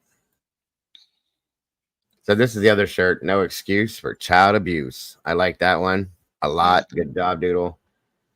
And then Andy has, we gotta get sleep pants or something and put it on the back there. It says, let's crack the case on the butt of the sweatpants or something. That would be funny. It's not the age and development, not necessarily that he didn't know better, but they think they are invincible. That's part of what the problem I've been screaming that for a while now is that they have no fear of consequence because there is none. Yeah. They're not punished for anything they do, and they're allowed to get away with so many things that at this point they feel you can't do nothing to me. That's why I feel like at 14 years old, you need to be tried as an adult. You were able to make the decisions enough to do what you did. Okay. And at that point, it is what it is, If a child has, like I said again, and I want it to be understood what I'm trying to say. If there is for instance, Raymond Fife, the friend of mine that was murdered by Danny Lee Hill here. He played one of his appeals came back after he went through all of his appeals that came, but he tried to say that he was he used the word mentally retarded, but they changed that nowadays. And that's why he did what he did. He didn't know any different. If you have a mental disability, I guess, I don't know how other way to put it, to where you do not understand and you have like the mentality of a 6-year-old child or something like that at a 14-year-old range. There's a difference with that because a lot of times you don't know. They don't understand at that point. But I don't believe that's what this is with this, okay? That's a difference. It's still not an excuse for being able to do something like this at all. And that's when you need to be taken off the streets, put into a home and carefully watched when that kind of thing goes down at that point. If you have the ability to do those types of things, that's what I'm saying. So he's 14, Miss Dakota, but he looks like a 30-year-old man because was 6 foot something or other. And, big kid, that doesn't mean anything. And I'm not saying, I'm not trying to say, mental abuse. Geez, Louise. Mental issues as an excuse. Just with everything I've gone through with my kids and being 14 and knowing the mental ups and downs and things that, they've gone through. Not that they would ever go out and do this, but no. But we're different. We're a very open family. We talk about everything. Right. But a lot of families don't do that. No, they don't. And that's really sad. Again, going back to what I've been saying, we've all said this does a lot of parenting nowadays. You hand a child one of these and you walk away. Right. They don't learn what they're supposed to learn. They don't learn morality. They don't learn manners. They don't. Do you know how many kids in this new generation don't have any kind of manners at all? Yeah. Like holding the door for someone else or opening the door for someone else or manners at a table when they're sitting down to eat dinner, they're wearing a hat and they burp and fart and everything else. Like we don't do those things. We're supposed to be taught by our parents or our guardians to do these things. And so many kids don't. I went to I told you guys we went to, I think it was Texas Row House for my mother-in-law's birthday, right? I'm sitting there and there were kids in there, younger ones and teenage ones. They don't have that thing that we all taught our kids. They're yelling back and forth across the table at each other and throwing things at each other in the restaurant and this and that. Do you know what happened to me if I'd have done something like that sitting in a restaurant? Ooh, my mama would have probably taken me in pieces out of that door. Right. Just saying, and our kids don't do those things because they were taught. It takes time. Sorry, it takes time out of your busy life to do these things. You know what I meant, Moni. Most people do, but you try not to do it in front of others. You dated a man that did that once. You guys are a mess. Just saying. You just don't do these things. You know, it's not just that. It's just a bunch of everything, and it's just not happening. Do you know how many teens have? Oh, I know, because of the internet, because their parents didn't care enough to lock that out or to monitor what they're doing. That's crazy to me. 14 though is still moldable, and I think he needs to have consequences. Absolutely. Yeah. It depends on what the mental evaluation comes back to be, Glitter. Don't get me wrong. There are some kids that are damaged up here that are like damaged that never can come back from it. Sometimes it happens, you know. It's true too. This is a world where I want it now and I'm going to have it. That's true. I'm just thinking, you know, to be 14, because my son's 14 and he just went through a pretty big growth spurt, Mm-hmm. you know, and That's what happened to all of Caden. and all of the hormones and everything. I don't know. I'm just Self-control, folks. Self-control. You know, if you don't have self-control, you have to be taught where that comes from, how to feel that, and how to understand what it is. And some people nowadays, some kids they're not taught that. So when they're not told that's wrong or this is wrong or you shouldn't do this, they're damaged in some senses. Okay. Mm-hmm. They were never taught or raised to understand. Now, and just because he's 14, he should understand what puberty is, but that doesn't mean he does. His parents may not either take the time to talk to him about it and what it is and what these feelings are and urges that, you know, he's having. he may not have had parents. That's another thing is these Yeah. kids, some of these kids. Well, we know he has a dad because they showed the Yeah. dad. Some of these people spit kids out and they don't even pay attention to any of them. They just, I have 7 kids and I don't know where they're at. I don't know what they're doing. You know, my 12-year-old's about to have their first baby. My 9-year-old just had a baby. I mean, this is real life now, you guys. Mm-hmm. As appalling and ridiculous as it sounds, it's real life. So, you know, that's why we bring awareness to this stuff so that it's known that it really does happen out there. Very sad. If you listen to a 14-year-old talking to things that they laugh about and joke and get silly about, it's nothing like a girl man because their mind is juvenile. You think the parents should. I know what you're saying. I get it. Absolutely. Should be held accountable in some yeah. sort of way to be charged. Should be held accountable. Maybe we change something now. Yeah. I can agree with that. All right. That's the way it should be, Brady, in my opinion. It really should be. It's up to you as a parent. Of course, you know this. And me as a parent, like I did, to explain to him as best you can, to teach them, to show them what this is for and not for, and what goes on here and there, and what you're not supposed to allow, but those things. You know, these are conversations that you can't be too lazy to have. Are you serious, SRB? I did. 7th grade? I did. Middle school. There was a girl that was pregnant when I was in, she was in 7th. I was in 8th. I remember that.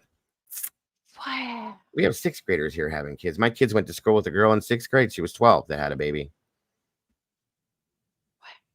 And there was a CSB case here of a 9-year-old girl that got pregnant. I don't know if she carried it full term, but she was 9. That just crazy. It's too much. It is. So, all right, y'all. It's time for me to jump out of here. Been here for 3 hours, 15 minutes. We talked about a lot of crazy stuff today for sure. Yeah. Again, my apologies for me being so out there and obnoxious today. That's just a lot of stuff, and it was really, really, really bugged me today. So, again, my apologies. I was loud, obnoxious, all that stuff. I did say some bad words too. Shame on me. But if you don't feel those ways about this stuff, something's not right. That's because you're a good mama, Brandy. That's exactly it right there.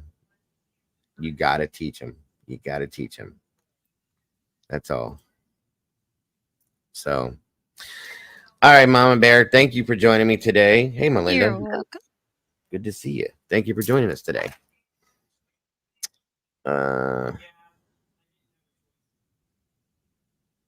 Perfect. Are you kidding me? This is a mess right now. You can't see. My table over here has magazines all over the place. This ain't clean. Sorry. The floor needs vacuumed again because of the damn dog hair. I'm very OCD about shit. No. You can see my mess. That's a different type of thing. That's what that room's for. No, this is cluttery and messy to me. I vacuum my floor 3 times a day because I have 2 dogs. Just saying. I got you, Murky. Thank you. So, Mama Bear, thank you for joining me today. I didn't know you were coming, but I'm grateful for it. Appreciate you. And we got to actually see you today. That was cool. Yeah. It was pretty neat. So, I can't tell you for sure because I have some things to do with the little big one back here tonight. I told him we would do this and that. I'm going to try to be here tonight for sure. I do too, Glitter. It's weird. I have a weird obsession with it. I get some kind of strange satisfaction out of vacuuming my floors. Don't ask me what it is. And then I use the hose and I suck up every little thing and I go in the corners and grab. I have a cobweb up here I have to get actually. I suck up all the cobwebs and stuff too. I'm very OCD about cleaning. It's nuts. So, well, yeah, I'm OCD, period, but still. That helps me to relieve some of that, if you know what I'm saying, when I'm cleaning something and dusting and all that fun stuff. So anyway, guys, you are amazing. I appreciate you guys joining me today for both of these little things we talked about here. Both very important scenarios, very sad, horrific stuff. But Doodle, thank you for throwing these shirts together again. I really like this one. And we can get it in different colors too, which I think is very, very cool. No excuse for child abuse. I would wear that everywhere. Mm-hmm. That's awesome. Great job, Doodle. And we have so many other things, guys, within this and more coming within the Printify account. If you haven't checked into it, please do. I got this image with Dago hovering saying, I want you free. I'm not gonna comment on that. I'll just leave it what it is. Keep your image. I'm not saying a word.